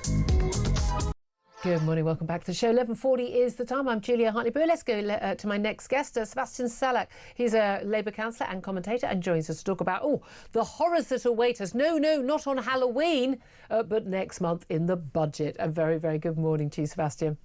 Good morning, Julia. Good to see you. Well, lovely to see you. So, how bad is it going to be? Because we're hearing an awful lot about mansion tax. Now, most of us don't live in a £2 million home, but will there be implications for the rest of us? But also the idea of this productivity downgrade from the Offices for Budget Responsibility, suggesting that actually the Chancellor may have to tinker around with taxes affecting ordinary working people. Yeah, it's that weird time of year, isn't it? It's budget advent almost, where every day leading up, you open the advent calendar and there's another rumour, there's another potential tax rise coming your way. The reality is we just don't know, and we don't know what's going to happen on, the 26th of November, just under a month away now. The reality is, there could be tax rises. Who knows? The fact of the matter is... No, there will be tax rises. There will be tax rises. The point is who they're going to hit. But also, crucially, will they actually bring in more money, or will they do so much damage to the economy that actually the government takes a bigger share of a smaller pie? Yeah, you're right. And I think the government has been really clear about growth and that being a very firm part of its mission. The question is whether those, as you say, whether those tax policies will get it there. I like the idea of the richest paying a little bit more. I think it's fair, especially in times like this where, look, everybody is struggling. And I think if you are fortunate enough and lucky enough and capable enough to have made a bit of money in your life, it is almost your duty to your fellow countrymen to be giving a little bit more. But the rich, I'm not here to defend the rich people. I'm sure they can afford it, but they are already paying more. Top rate of tax over 150k is 45%. Plus, you add in national insurance. For a lot of that, they're actually paying more than half of their incomes in tax. We know that the tax burden, it's very, very clear on independent analysis that the tax burden has gone up massively on the top 10% of earners at a time when it has gone down actually relative for people on more ordinary incomes. When we say we want the rich to pay more, yeah, of course the rich should pay more. But how much more is fair? Yeah, and look, I can't give you a number on that, but I think the broad principles... Well, what's a little bit more? An extra 1 or 2%? What, you put a bit more on income tax? What are you saying? Well, I think if you're really rich, if there is another penny on the top rate of income tax, for example, not necessarily a policy I'm advocating, but you're going to feel that a lot less if you are really rich. And I'm talking about, multiple six figures. Yep. That's not really going to change your quality of life. You're not going to go and start looking at prices in the supermarket. The trouble is, are there that many people who are earning those salaries that's going to bring in the sort of numbers we want? Because what the people want is, let's face it, what the public wants is to have really low taxes and great public services that someone else pays for. That's, if you're all the polling, that's what people want. They want their taxes to go down, put the taxes up on the rich, or on some nefarious way of finding the money, but great public services. But you know as well as I do that if you look at the continent, you look at the countries with great public services, really can deliver on health and education and the like, they are funded by much higher taxes on the average worker. Yeah, you're completely right. Half of my family is Danish, and I see that at work when I go to Denmark. People pay really high taxes, but they get a lot for it as well. And I think that is the deal. If you're going to raise taxes, you have to make the case for, well, you're going to get childcare, you're going to get free school meals, you're going to get everything else in return. And it feels like a good deal for normal working people. But we don't feel that because we're paying more and more tax, and actually our public services are getting worse. Well, I think that speaks to the crunch that we're in where, and I say this all the time, we never really got over the 2008 crisis because we voted in a government in 2010 who cut and cut and cut to the bone. I don't think there's anything else to cut anymore. I hate to tell you that the austerity that George Osborne brought in as Chancellor in 2010 was actually the same plan Alistair Darling, the then Labour Chancellor, had planned. Sure, I'm not a fan of it, whoever decided to... What should they have done? Just spent more money that we didn't have? I think there was scope to borrow there when interest rates were much lower. Now they are high. We borrowed loads when interest rates were low. And you know what happened to interest rates? They went up. And then we couldn't afford to pay the money back, which is why we're paying £110 billion a year, simply paying the interest to service our debt, not paying any of it off. I mean, who would have thought the interest rates would go up again, eh? No, you're right. And I think, I was a business journalist for many years, and there was that general belief that these beautiful times of low interest will never end. And of course they have. And here we are at, what are we? People in the city, the experts in the city, what got us into this mess in 2008. So forgive me for not trusting their or your judgment on these things. No, you're right. It was you keep saying that, but then you want us to tax everyone more. Here's the thing. You tax very rich people more. They're not like us. They leave. Well, you say that, and I just haven't seen the data on it. There was a lot of stories floating around on that, and you dig into it, and it turns out that they're looking at people's LinkedIn pages and where they're saying that they work. It's just not scientific. So I've seen no evidence that people are leaving. There's plenty of evidence from the London housing market. There's plenty of evidence from every country that has done this, that people leave. France did it. Francois Hollande, when he was president, introduced a massively high income tax on rich people, and thousands upon thousands of people left. And those are the people who are paying the huge sums of money that we need. Here's the thing. What about the mansion tax? Because, again, there's this view, well, people should pay more. And certainly, the council tax, I think, my council tax is probably the same as Buckingham Palace's. You think, well, that doesn't seem reasonable. But the idea of 1% of the value of your home over £2 million being taxed, the reality is, look, 2 million quid, you are looking at, you've got tennis courts and an indoor and outdoor pool. If you're in Staffordshire, 2 million quid will buy you that. In large parts of London, someone could have bought a home they've scraped and saved for. They've worked 2 families and mortgage, desperately trying to make ends meet for years. They've bought a home. It's gone up in value because of our mad housing market. It's now could possibly hit 2 million. And it could be a 4-bedroom house in a normal terrace street, but in a quite nice part of town. Are you thinking that they've got, out of taxed income, a spare £10,000 a year or whatever if their home goes up in value? Yeah, it's a really hard one to comment on because we don't know the mechanics of this policy. We haven't seen it in full. Are we talking about going after people who've already bought their home 20 years ago and it's just gone up and up and up in value and it's crossed that 2 million threshold? Or are we talking about rich people coming in now, dropping that 2 million and then being asked to pay a little bit more? I think you're talking about two very different camps of people there. And if someone has the money for £2 million house now, they're going into it with that knowledge. It comes back to that idea that you mentioned as well of people leaving. And I think we really talk down Britain and talk down London when we say things like that, because there are so many things that draw people to Britain that aren't just the amount of money they have to pay. I was stunned the other day. I read a news article. Apparently Ryan Gosling's moved here now. Is one example, but come on, one of the big stars. Relatively near me, but not near enough, unfortunately. Well, there we go. I hear he's a hit at the school gates. But choosing to come here and make London. Well, no, and that's it. No, and again, but by the way, the Remainers in particularly in Labour, they were talking about how Brexit would hit our city of London and things like that. No, people weren't all going to move to Frankfurt. You can walk across Frankfurt in 20 minutes. I've been to Frankfurt. People aren't going to move to Frankfurt where they've been living in London. But we've got Rachel Reeves apparently has said today that Rachel Reeves has blamed Brexit for pushing up inflation, addressing an investment summit in Saudi Arabia. It's always Brexit's to blame, isn't it, as opposed to really rubbish government policies. Well, that's the curious thing. For a long time for Labour, it wasn't. And we went through that period of, my God, we've just got to make this work. We've got to grasp the nettle. When and did try that to happen? Out of this. I must have missed that memo. Oh, it's been the narrative for many years now. Okay, sorry, are you kidding me? Because I remember the man who's a leader of your party for 3.5 years trying to actually prevent Brexit from happening and saying all our woes were related to it.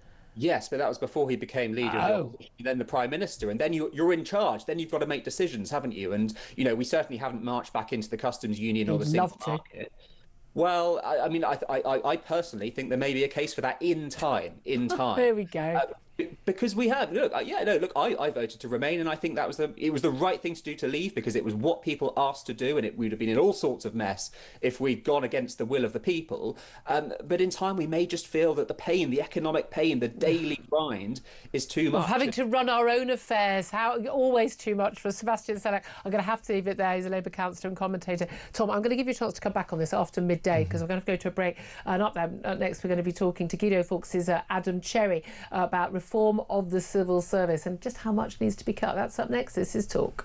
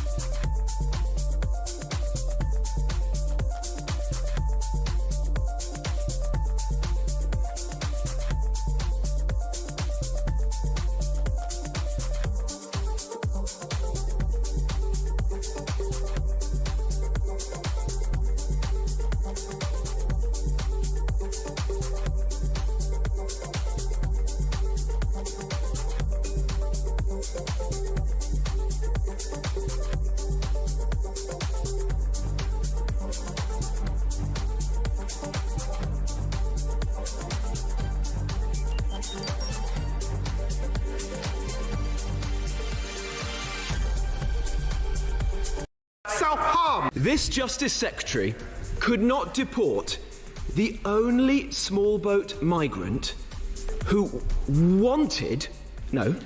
who tried to be deported. Yes.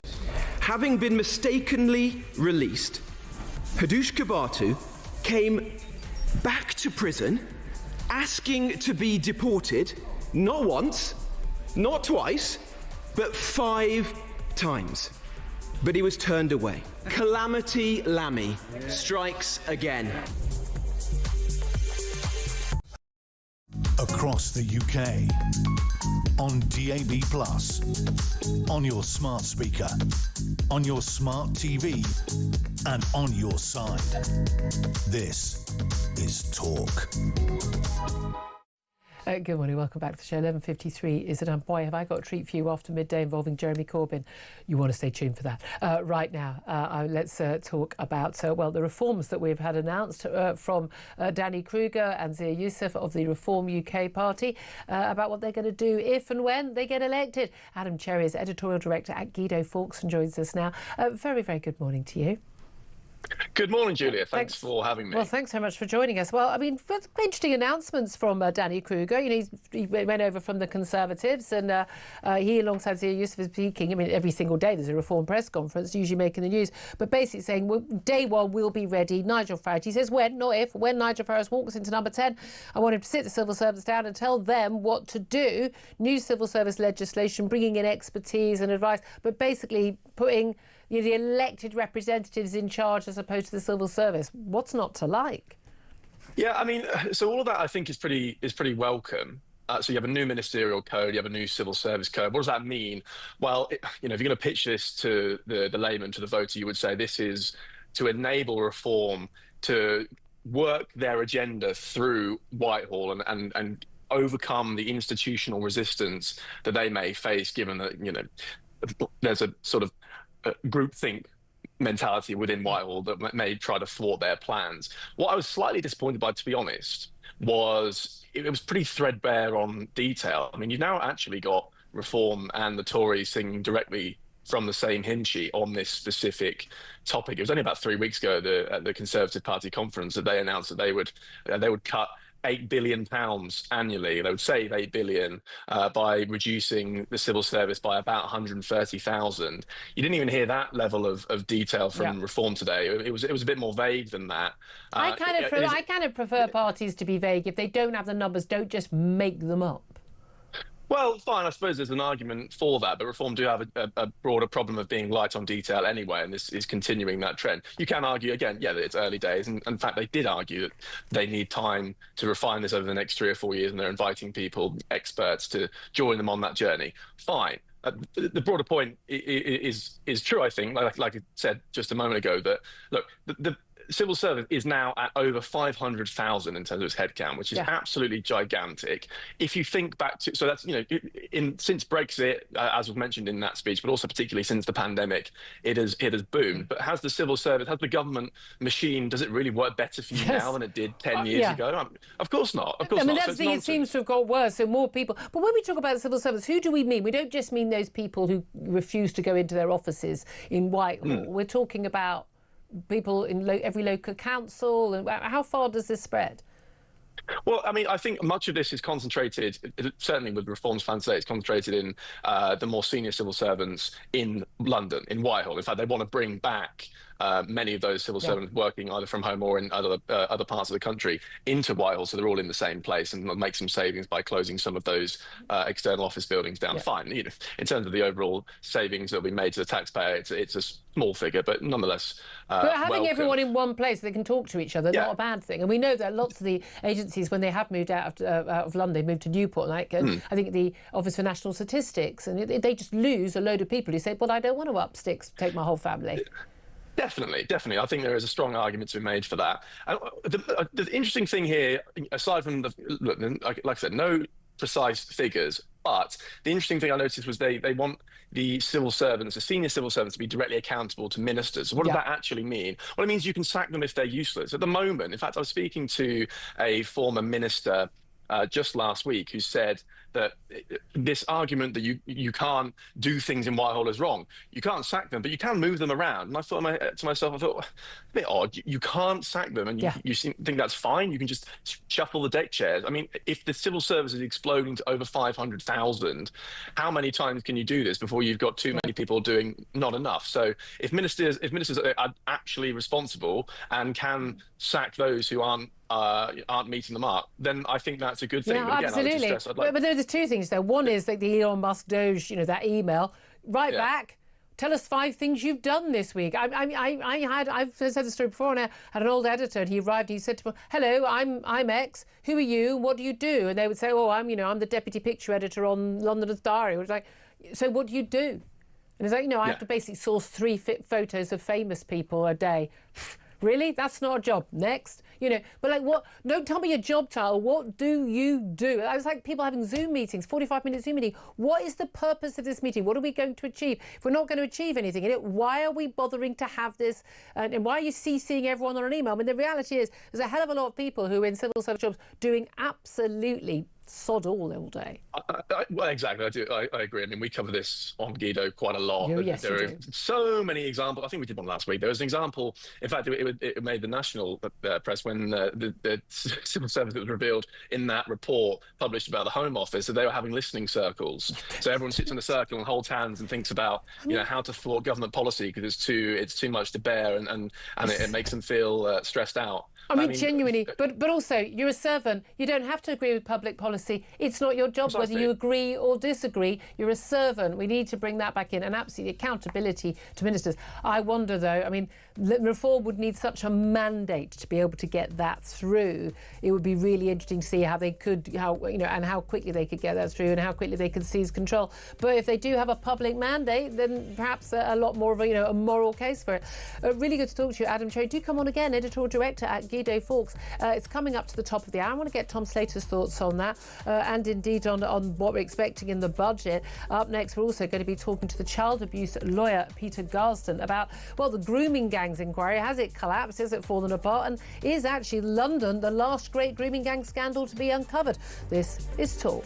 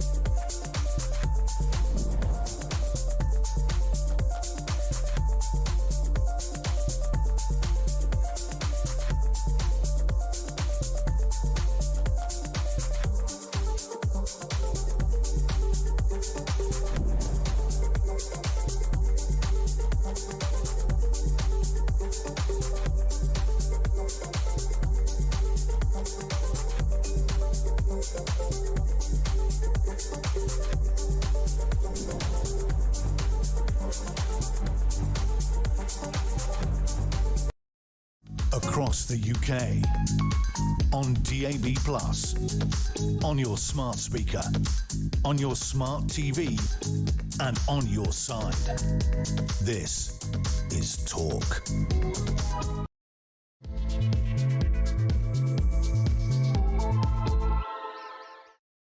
Good afternoon. Welcome back to the show. Very much appreciate you joining me. I'm Julia Hartley-Brewer. This is Talk, the home of common sense, whether you're listening on DAB Plus radio or on your smart speaker, watching on YouTube or your connected device. Thank you so much for your company. Don't forget, if you missed anything of the show, why would you?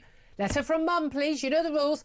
You can go to my YouTube page, the Julia Hartley-Brewer Show. Hit subscribe. Never have to miss a thing. Coming up in this hour, Nigel Farage has warned that London may be the last great grooming scandal to be uncovered. He accused Sadiq Khan, the London mayor, of failing victims. And he's accused the mayor of denying the existence of grooming gangs in the capital after police chiefs said they would review thousands of cases. We're going to talk to a child abuse lawyer, Peter Garson, about that in just a few moments. Also, Nigel Farage suggested that Parliament takes control of the crisis hit inquiry into child sexual abuse after a victim who quit his panel said it was rigged and they wanted it to fail. Plus, men with suspected prostate cancer will be able to get a diagnosis on the NHS within a day under game-changing new trials. The question is, will they be able to get treatment sooner? Because that's what it's all about, isn't it? Plus, it's been revealed that the Prime Minister's National Security Advisor, Jonathan Powell, discussed the consequences of the China spy trial going ahead at a Whitehall meeting just 2 days before the case collapsed. This is the first time in evidence which was given to MPs about the fiasco that senior government officials have confirmed that Jonathan Powell, who seems to have his fingers in everything, discussed the case. So was he implicated in it? Now, that's just a story that will not go away. We'll talk about that a little bit later. Tom Slater is still with me. I'm delighted to say, editor of Spiked Online. Welcome once again to you. I do want to ask you about a couple of stories we've just been talking about, including the civil service. And it ties in with the budget. We were talking about, reform, wanting to reform the civil service and basically cut huge numbers. Tories said this at party conference as well. But also, we've got the budget coming up, huge costs. I mean, every day we talk about, the 15 billion quid going on migrant hotels, the massive burgeoning of the civil service to 500,000 people at the same time. And so all our public sector services, have gone down we're getting less, and it's poor and it's worse quality. And yet we're paying more for all these civil servants who, by the way, have all had pay rises. Thank you very much. I mean, what is going on? I think it's one of those things where it's the nature of bureaucracy, isn't it? It wants to grow, and it can quite easily become detached from the kinds of incentives that would make sure it's delivering for the people it's supposed to. In the private sector. Absolutely. And it's not to say that there are certain things that you can't do under the aegis of the private sector, but at the same time it's so clear that this is a problem. We've had successive governments now saying that the civil service was an issue. Tony Blair even used to say that he still had the scars on his back from trying to deal with this issue. Get anything done. Exactly. It's not just kind of right of centre politicians raging against the blob because they think it's some kind of enemy of their agenda, although that's not totally untrue. It's also the fact that the system is just dysfunctional anyway. Keir Starmer gets into power, who, he appoints a career civil servant in Sue Gray to push through the agenda, to kind of write the agenda, and still they can't do anything. So it shows that this is a burning issue of British politics. And it's not just a left-right issue, which is frankly scandalous enough. And you remember all those bullying claims against ministers, always Brexiteer ministers, to a man and woman, but all Brexiteers. And it's very noticeable to me that. And it's just, there's something Fully going on. grown man claiming he was bullied by pint-sized Priti Patel. Yeah, exactly. And the issues with Dominic Raab ordering the same sandwich every day. I mean, I have the same sandwich every day. I go to prayer, I go buy the same sandwich. What's the big deal? Yeah. I mean, it's just weird. I mean, but again, these people don't understand their job. They think somehow they are sort of the last bastions of morality and goodness, protecting us ghastly voters from, same as the BBC, from ourselves. But they genuinely think that. I think it's just really, really, really important we don't have anyone with any power over any of us who think that we need to be protected from ourselves. Unless we have actually, people have got a mental health issue, they need to be sectioned. No, we don't need, or you're under 18 and you're a kid and we get to tell you what to do. Yeah, that still works. I don't think it's any business of public servants to be thinking that they know better than us, because the evidence is really clear. The technocrats and the lanyard brigade, they're not very good at running the country because they've been in charge for all these years. No, exactly. It's not obvious that they have the kind of expertise that is often projected on. Can't do a contract without. Precise, as we've seen with the hotels. I mean, that's a complete scandal in and of itself. Also, they tend to be kind of shuffled around from one department to another. I mean, if you look at your average kind of career civil servants, the one that Keir Starmer has been happily appointing to various roles and then losing confidence quite quickly, they bounce around from job to job. How could you possibly, in the same way that kind of ministers do to a certain extent, how could you possibly have that level of proper technical knowledge? If this was just a series of technocrats, experts who were saying, new government comes in, like, what do you want to do? We will help you do it. No one would have an issue with it, but that's clearly not what it is. But also, again, this idea, no, I know you want to do that, but no, we want to do this. And we know in the budget, we know, people always point out, former ministers and the Treasury will always say, oh, no, I remember Treasury officials pushing this. They've been pushing this mansion tax, pushing this, pushing that all the way along. They've got certain little projects they want done. And again, there's no evidence these people have any experience in the real world. No, or any experience of properly delivering this. The fact that you were talking earlier on about how difficult it is to move people on in the civil service means that you're just kind of rewarding failure a lot of the time. There's a lot of people who have failed upwards within the civil service. There's a lot of people working hard, etc., etc. Yes. Throat clear. But the point is that clearly the system isn't working because all the incentives are screwed up, and something needs to be done about that, whoever ends up in power. Absolutely. Well, look, in terms of things that they don't get done, dealing with the grooming gang scandal, because this is off the scale in terms of what's been going on. And a very sort of hard-hitting press conference from Nigel Farage yesterday with Eliane Reynolds, one of the 5 panellists who were grooming survivors who were on that panel which the government had set up to look into the grooming gang scandal. And, who should chair the grooming scandal inquiry, who should, what the remit should be. And she stood alongside Nigel Farage, basically said, as far as she's concerned, this is an inquiry that is just not going to work. It's being rigged. The government want it to fail. It can't go ahead. Nigel Farage has suggested that actually Parliament should take over, and he's also criticised the London Mayor Sadiq Khan for basically poo-pooing the idea there are grooming gangs in London, and says London could be the last great grooming gang scandal to be uncovered. Well, let's talk about all this now with child abuse lawyer Peter Garsden, who joins us now. A very, very good afternoon to you, Peter. Afternoon. Thank you for joining us. Look, you've been working in this field for many, many years and dealing with the horrors that these young women and also young men in other cases have had to go through. Let's talk first of all about the grooming gang inquiry, set up, Keir Starmer drag kicking and screaming to announce that some almost 5 months ago now. Still not up and running, still haven't got a chair. 5 of the victims in the panel walking out and saying this is being rigged, we don't want anything to do with it, and particularly got an issue with Jess Phillips, the Home Office safeguarding minister. Is there any way of salvaging that inquiry? Well, I believe for a long time that this should be a judge-led inquiry. In fact, the survivors have said exactly the same thing. And why judge-led? Well, a judge is independent of everybody, and what the survivors are accusing the government of is a cover-up. They believe that the people that have been suggested to chair the inquiry are from the police and social services. As a judge is independent of everybody. The problem at the moment is that it isn't a statutory inquiry under the Inquiries Act 2005. What a statutory inquiry can ensure is that there is compulsory production of documents. Everybody's entitled to representation.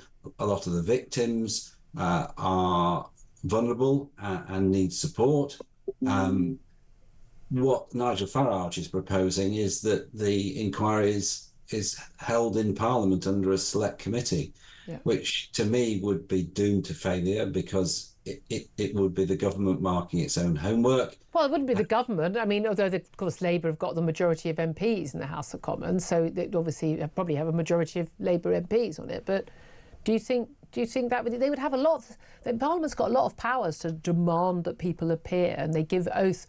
And there are legal ramifications for them lying under oath and the like.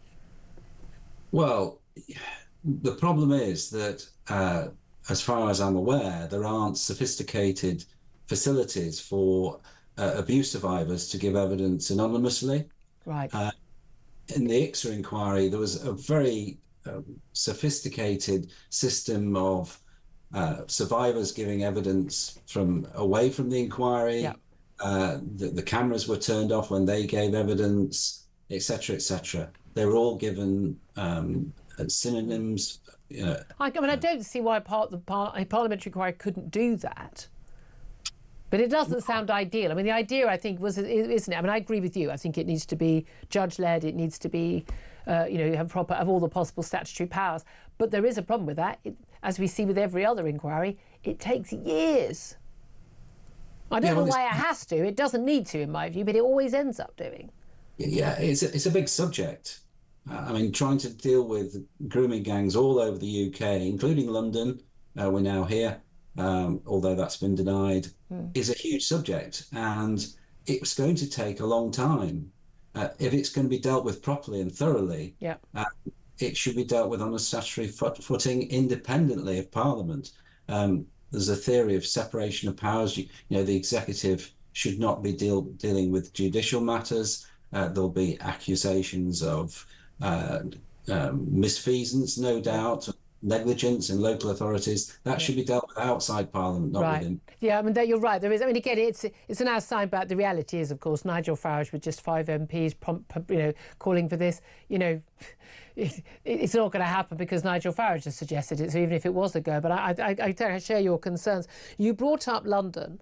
Very big issue. Nigel Farage, as I just said that he thinks that London could be the last great grooming scandal to be uncovered. We don't know. Now, but we do know that Sadiq Khan, the London Mayor, is the Police and Crime Commissioner. He said earlier in this year, under questioning from the Conservative leader on the London Assembly, Susan Hall, he basically had to be asked, I think, quite a handful of times, about the grooming gang scandal, pretending not to understand the question. It was all very bizarre, but basically denying there was a grooming gang scandal in London. Now we've got the Met Police this week saying we're looking again at 9,000 child sex abuse cases. When we had Maggie Oliver on the show, the whistleblower for the Rochdale grooming scandal yesterday, and she said, look, we haven't got the resources to look into 9,000 child sex abuse cases. How do where have they got that figure from? Where are the resources coming from? Do you think that there is a grooming scandal yet to be uncovered in London, and how do we uncover it? I don't think there's any doubt that there's a grooming gang scandal in London. If there wasn't such a scandal, then the Met Police would not be investigating 9,000 cases over the last 15 years. The problem is, statistically, London is a huge borough, extending over a large area, and trying to find the statistics that there is such a scandal is problematic. Whereas in a small town like Rotherham or Rochdale, the statistics are much more. It's more obvious, isn't it? But do you think that's how it's been able to perhaps, hide, not even in the shadows, but in broad daylight? Because, you've got lots of, big Met Police force, but you've got local council, was it 32 different local councils or so? Yeah. And it's just much easier for it to be hidden, and obviously different communities living in different boroughs, demographically and the like, so it can easily be hidden. But why only after people start talking about this could be a grooming scandal? Why are the Met Police looking at it now? Why have they not been? Why were they not starting to look at it in 2012 when we had the front page of the Times talking about this?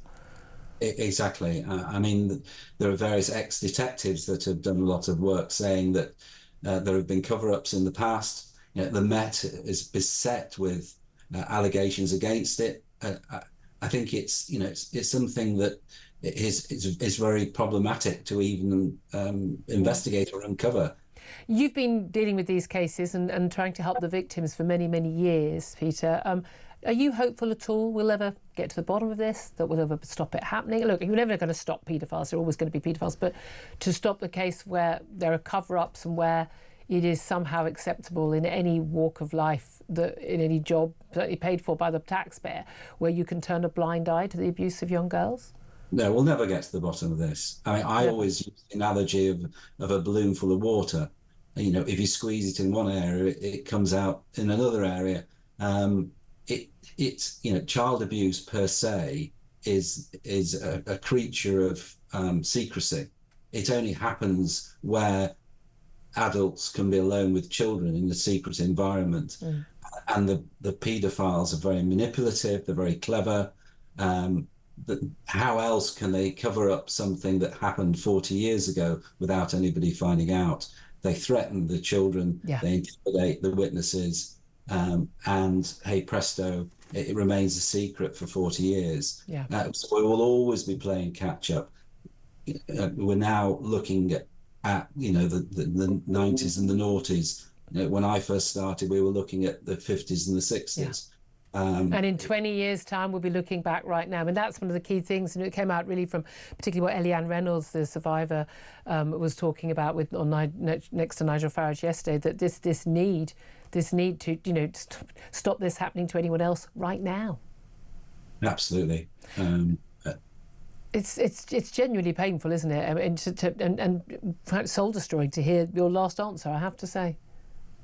Well, yeah, I mean, I always have lived in a cynical world, I'm afraid, and nothing ever surprises me.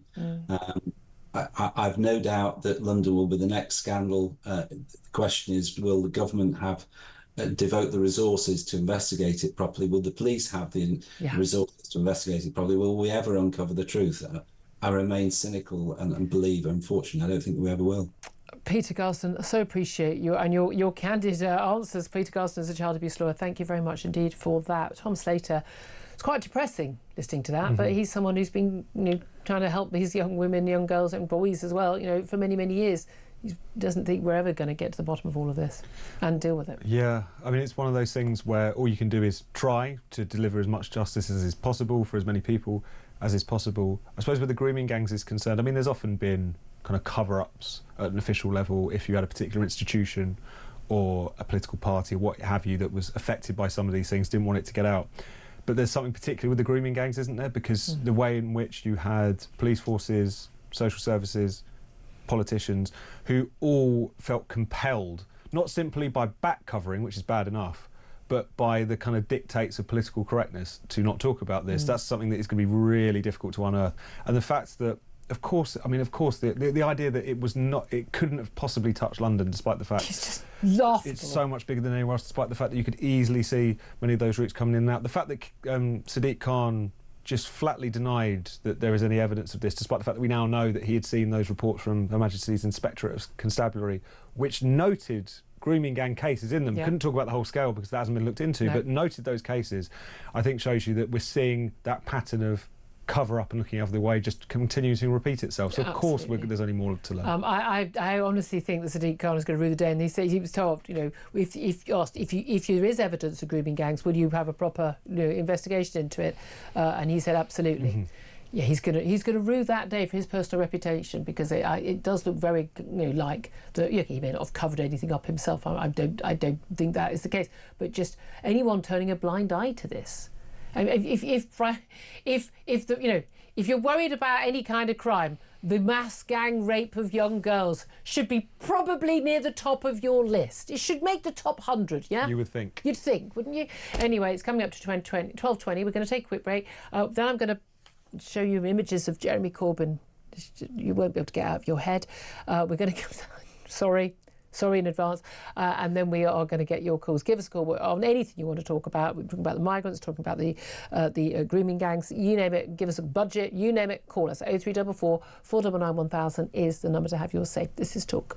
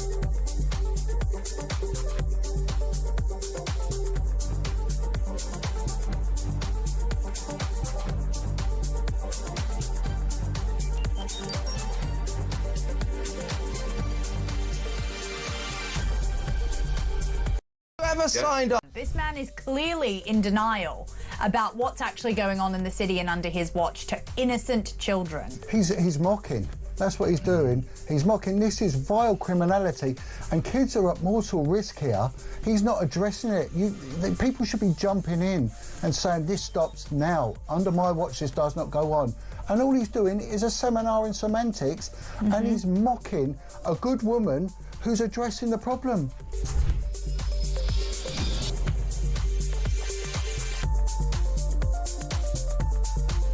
This Justice Secretary could not deport the only small boat migrant who who tried to be deported. Yes. Having been mistakenly released, Hadushka Batu came back to prison asking to be deported, not once, not twice, but 5 times. But he was turned away. Calamity Lamb.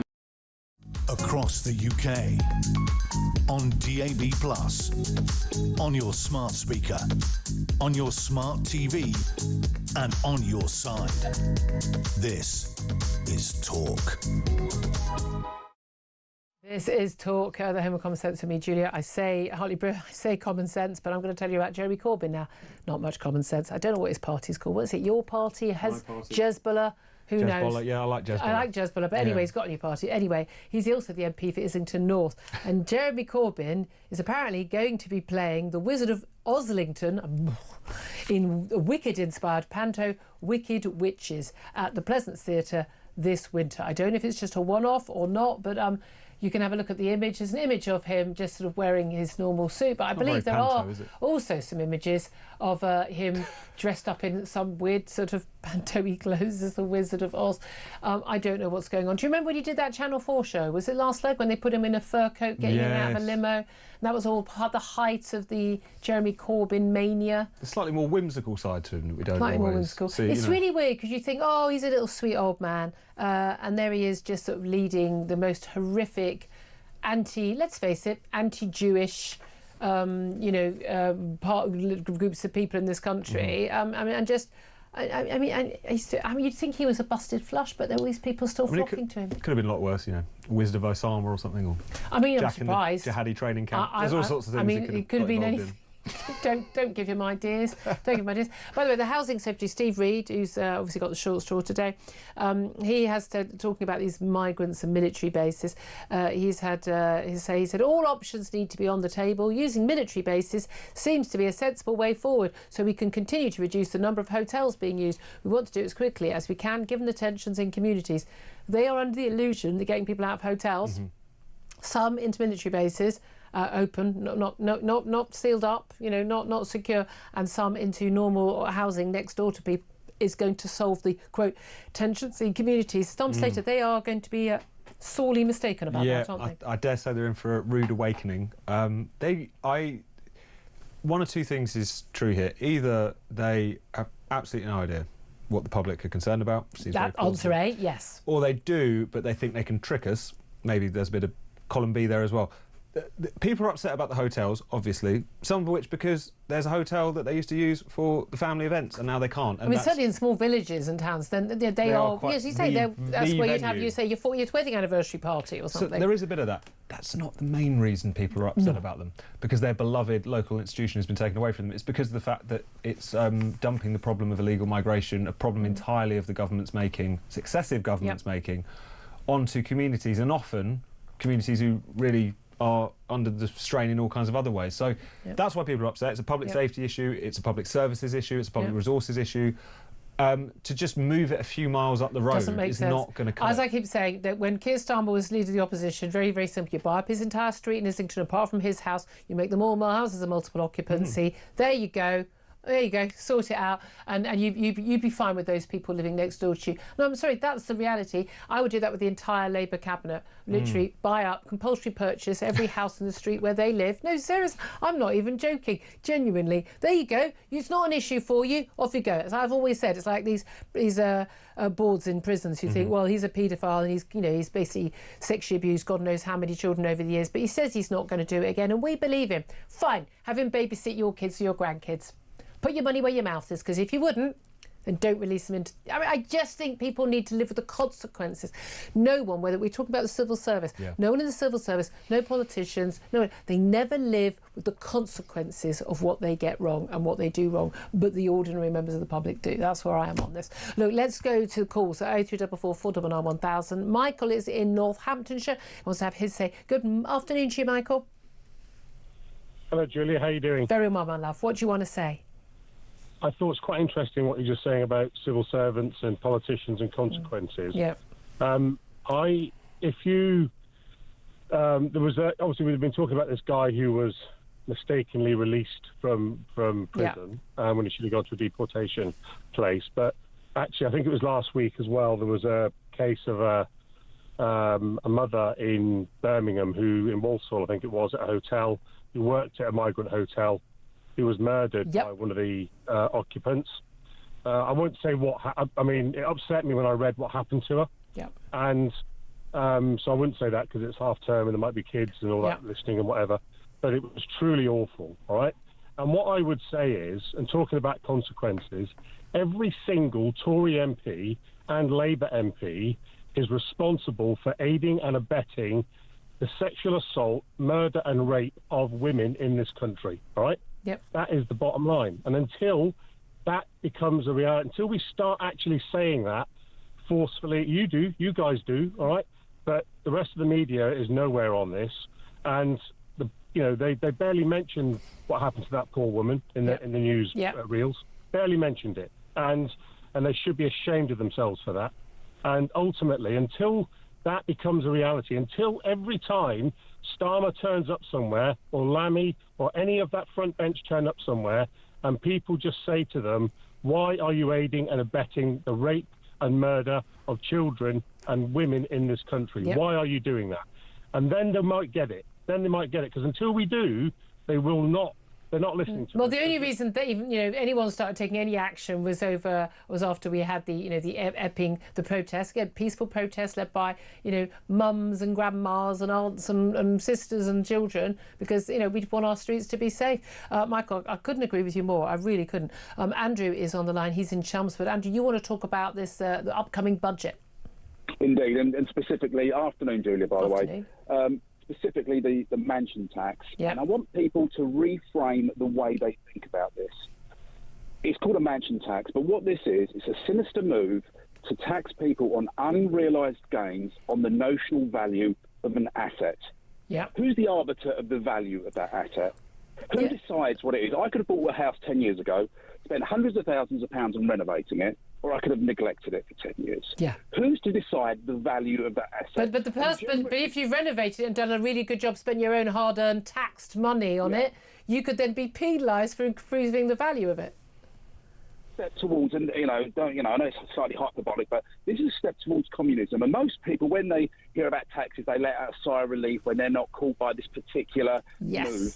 But if they get a taste for taxing an asset where they decide the value of it, it's unrealised. An asset is what it's worth. It's what the value of it is what worth. When you sold your home, this is the value of the home, or what you're paying for a home, stamp duty. At least there is a market value that is established at that point. I mean, I don't agree with stamp duty either. I think it's an insane tax. But at least there is some objective judgment. Get a taste to value an asset, they will come after all assets, unrealised or realised.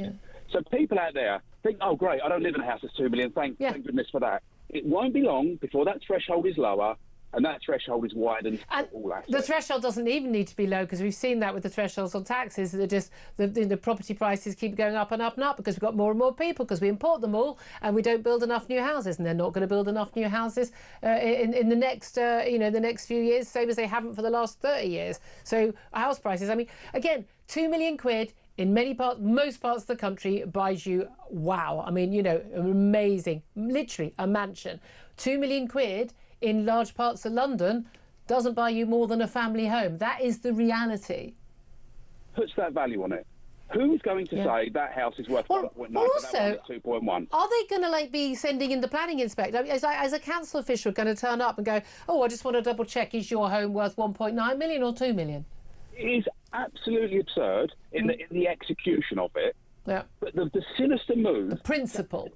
Of taxing something where you haven't even realised the profit in it. Now, I don't agree with a capital gain on a principal property. I do not agree with that.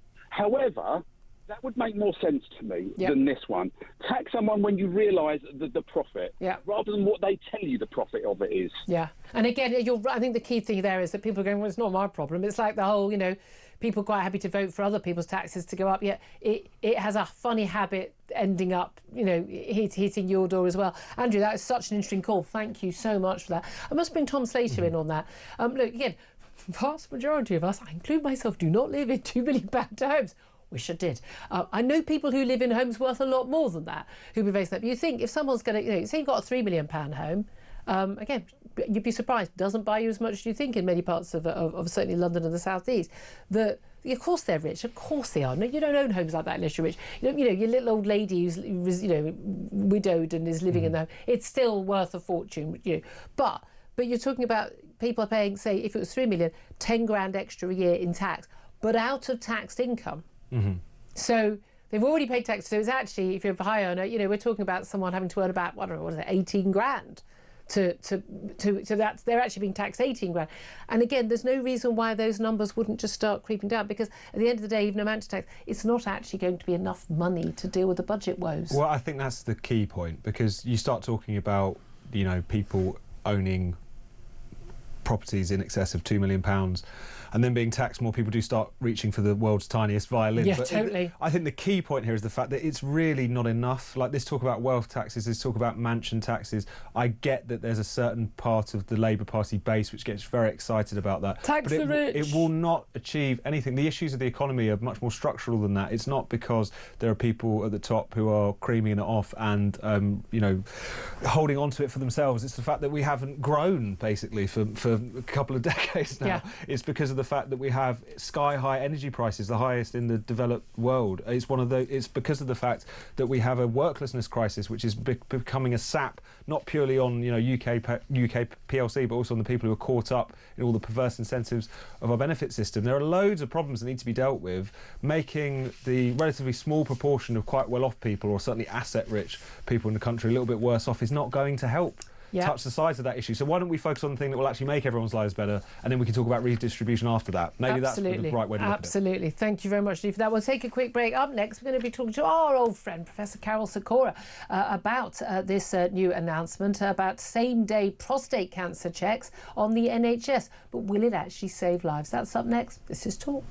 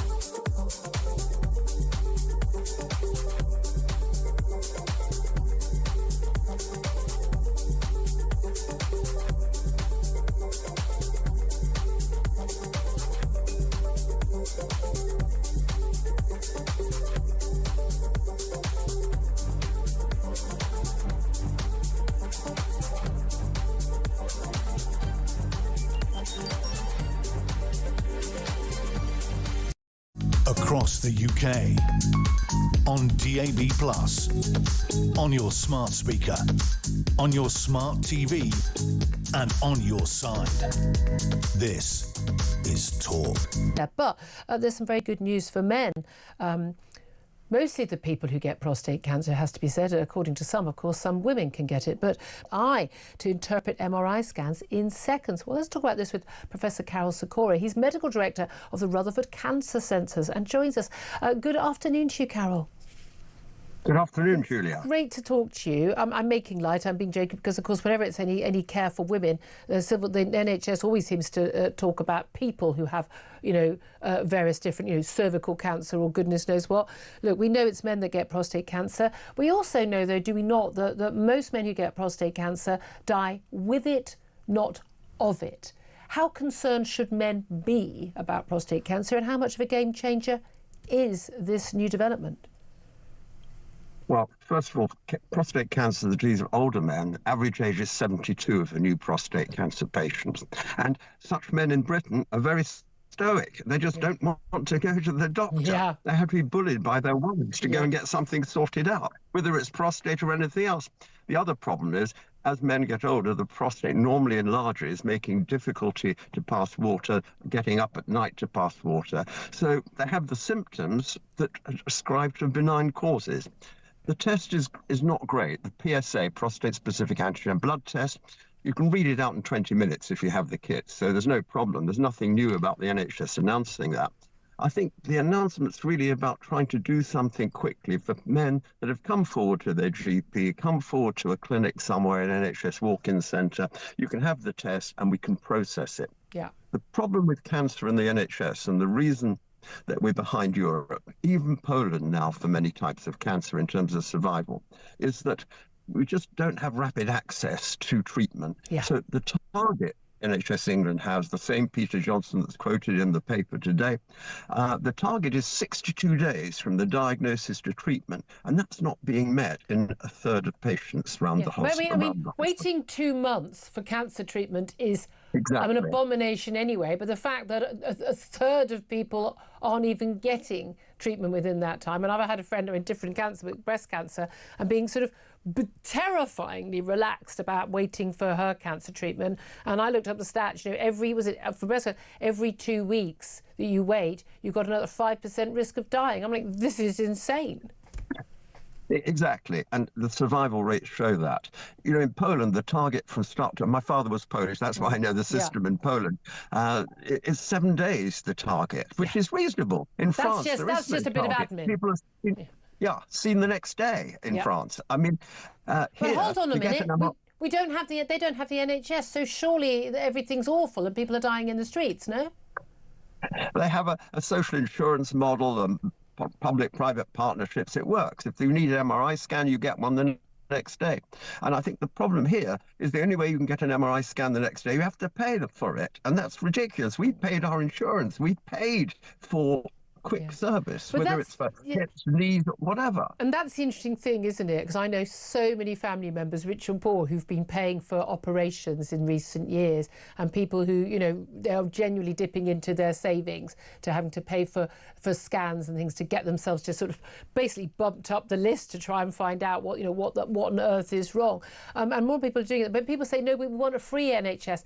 It's not free. It's free at the point of need, but it's not free. And people don't realise, if you were paying for your insurance policy, so insurance, that would be something you were paying for.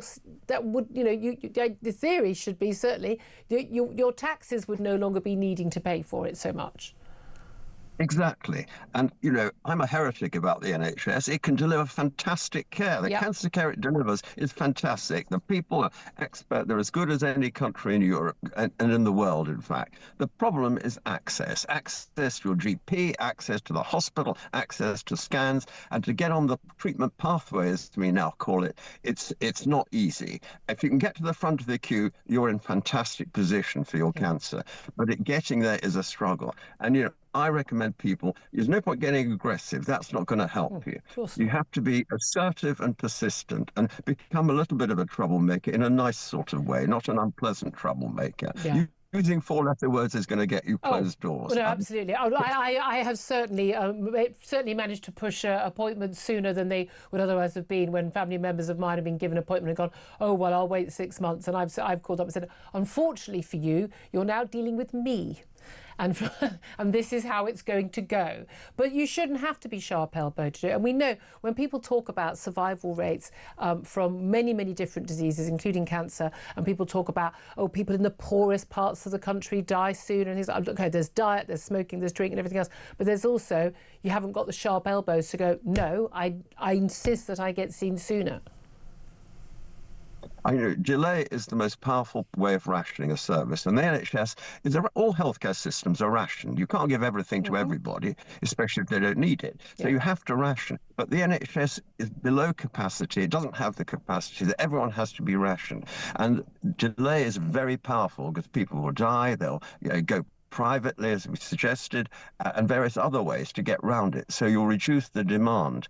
And that's the problem. There's no brownie points for exceeding the demand in the system. If you're running a budget airline, you want to fill those seats on every single plane. And that's what they do. That's why it's such a crush to get on a budget airline. But in the NHS, they don't want you to come. The reality is, whatever you think about the sort of the religion of the NHS that we have, it's a limited capacity and it has to ration care. And it does it for hips and knee surgery, everything. And that's why people do it privately. Yeah, and when again, very good close family member of mine has just paid a fortune for a knee operation. She would never realistically have got, in goodness how many years, on the NHS. What do you make of the news that we've actually got more and more private healthcare being used? The NHS basically, having to use the available facilities in private healthcare, because I know that some of you were campaigning on, or rather for cancer centres, we've got all these empty beds. For the love of God, use them.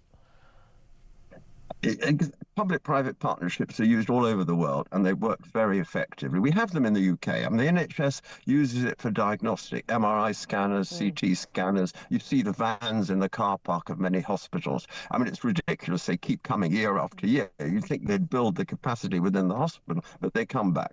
And that's the beginning of public-private partnership. The next step is, well, can't we deliver clinical services in the same way, actually treatment services? And that will come. It's interesting how care homes have become completely private and no one's turned a bit of notice to that. GPs of private care, I mean, it's amazing, isn't it, just how much the healthcare, this mythical public body is actually private already. Professor Carol Sikora, always good to talk to you, Medical Director of the Rutherford Cancer Centre. Thank you very much indeed for that. Tom Slater, listening to you, look, 72 is the average age that men are getting diagnosed with prostate cancer. You're quite a few years off that, quite a few decades off that. But it's a serious issue. I mean, we'd have an issue with men not going to the doctor and being nagged by their wives to go and do it. I'm married to one of those people, I know this. But I mean, at the end, so much of this comes down to, we're going to be doing this, you get diagnosed quickly. Being diagnosed quickly isn't that much more of a help if you're not even going to get treated within the next 2 months. No, exactly. I think that's one of the reasons why this issue is even more exacerbated in a sense, because you do have, as Carol was talking there, the kind of general sort of stiff upper lip stoicism. I'm all right, I'll get through it. I don't need to go to the doctor mentality that a lot of men have. But also there's that sense that any interaction with the health service just feels like a world of pain. It's just everything is going to be so long drawn out, everything is so complicated, everything is so bureaucratic. If everything was working pretty smoothly, then that nudge to go and get yourself tested, it doesn't involve what you think it involves, it is just a blood test. All of that would be a lot of an easier sell clarification. If it wasn't, Yeah, absolutely. If it wasn't going to be a battle every time, indeed. Tom Slater, thank you very much. Up next, we are going to talk about a story that just keeps rumbling on in the background. Yeah, I just made front pages, but it's not necessarily caught the mood of the nation, but that China spy case. Well, there are new developments there, and we're going to be talking to the Director of UK-China Transparency, Sam Dunning, about why those new developments, new evidence has emerged that actually we should care very much about. That's up next. This is Talk.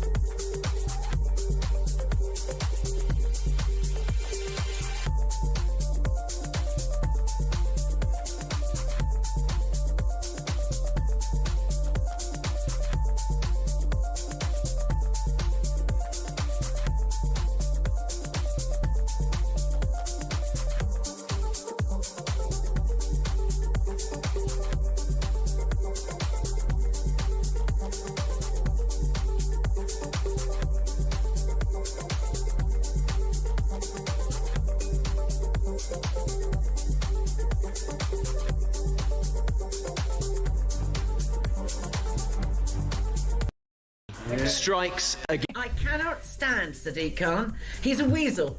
He really is. He squirms his way out of everything. And that interview with the lady the other day, could you really explain to me what she really means? Oh, stop being such a smart ass. You know exactly what she means, and you're showing yourself up and you're humiliating yourself. Those pages of evidence are enough to make him resign. He is not going to resign. He is protected by his friendship with Keir Starmer.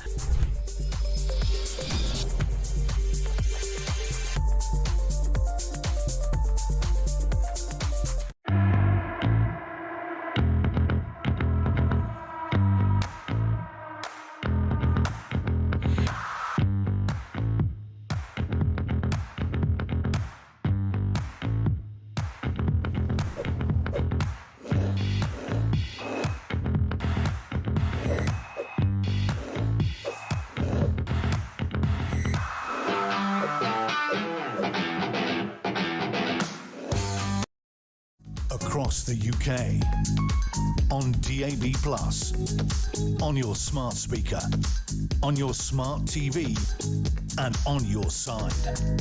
This is Talk. Good afternoon, welcome back to the show. 12:52 is the time. I've got some very interesting polling about Nigel Farage and Keir Starmer we'll get to in a couple of moments. First up, though, no doubt at all, Keir Starmer is under a lot of pressure over lots of issues, but the China spy case is not going away. There have been new developments on that, as we have seen that Jonathan Powell, his national security advisor, did discuss the consequences of the China spy trial going ahead at a meeting in Whitehall just 2 days before the case collapsed, when they were absolutely aware that the government hadn't given the evidence that said that China was an enemy, which meant that there would not be enough evidence to bring the case to trial. Well, let's talk about this with Sam Dunning. He's Director of UK-China Transparency. They're an independent organisation looking at the close ties between the UK and China. Thank you so much for joining us, Sam. Thanks for having me. I do think there's an issue with this story. One, it's very complicated. A lot of different names of people we haven't heard of, let's be honest. Two, there's been lots of other big stories going on. Why do you think this story is still rumbling on, and why do you think this latest revelation is significant and we should care about it?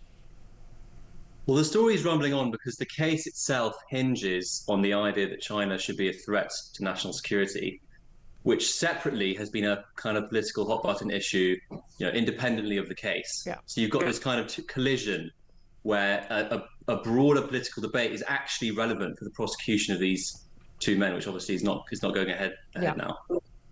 But the key thing is here is whether there has been a cover-up, whether there has effectively been interference by the Labour government, whether it's by Jonathan Powell, whether it's by the Attorney General Lord Hermer. Question marks over both of those men's roles in the giving away effectively of the Chagos Islands to Mauritius, very close links with China, and the concerns for our Diego Garcia military base that we share with the US. So there have been ongoing issues. We've got the Chinese embassy, the mega embassy they want to put just within my eye line, basically next to the city, over sensitive commercial cables and the like.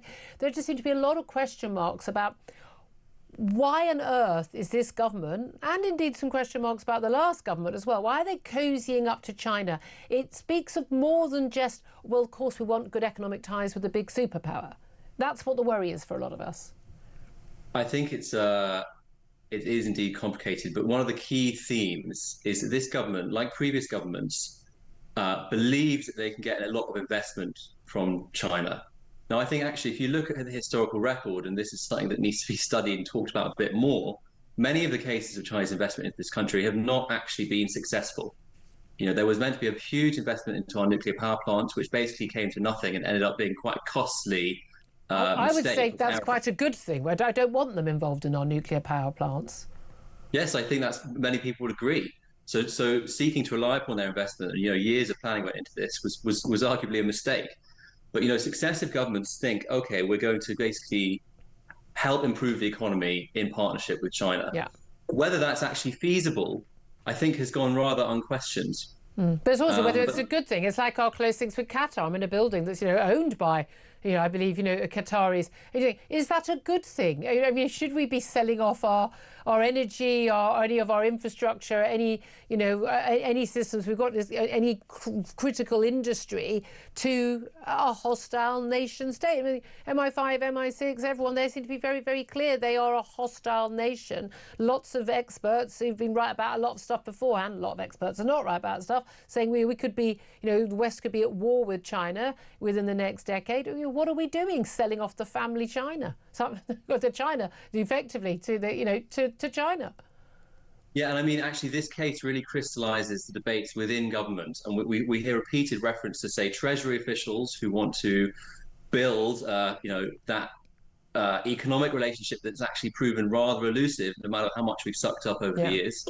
But then, on the other hand, national security officials who are incredibly worried about the fact that Chinese actors have penetrated many of our digital systems on a kind of unprecedented and very threatening scale. I mean, anyone listening, you can be sure that the Chinese, they hacked the Electoral Commission and they've got all the voter data.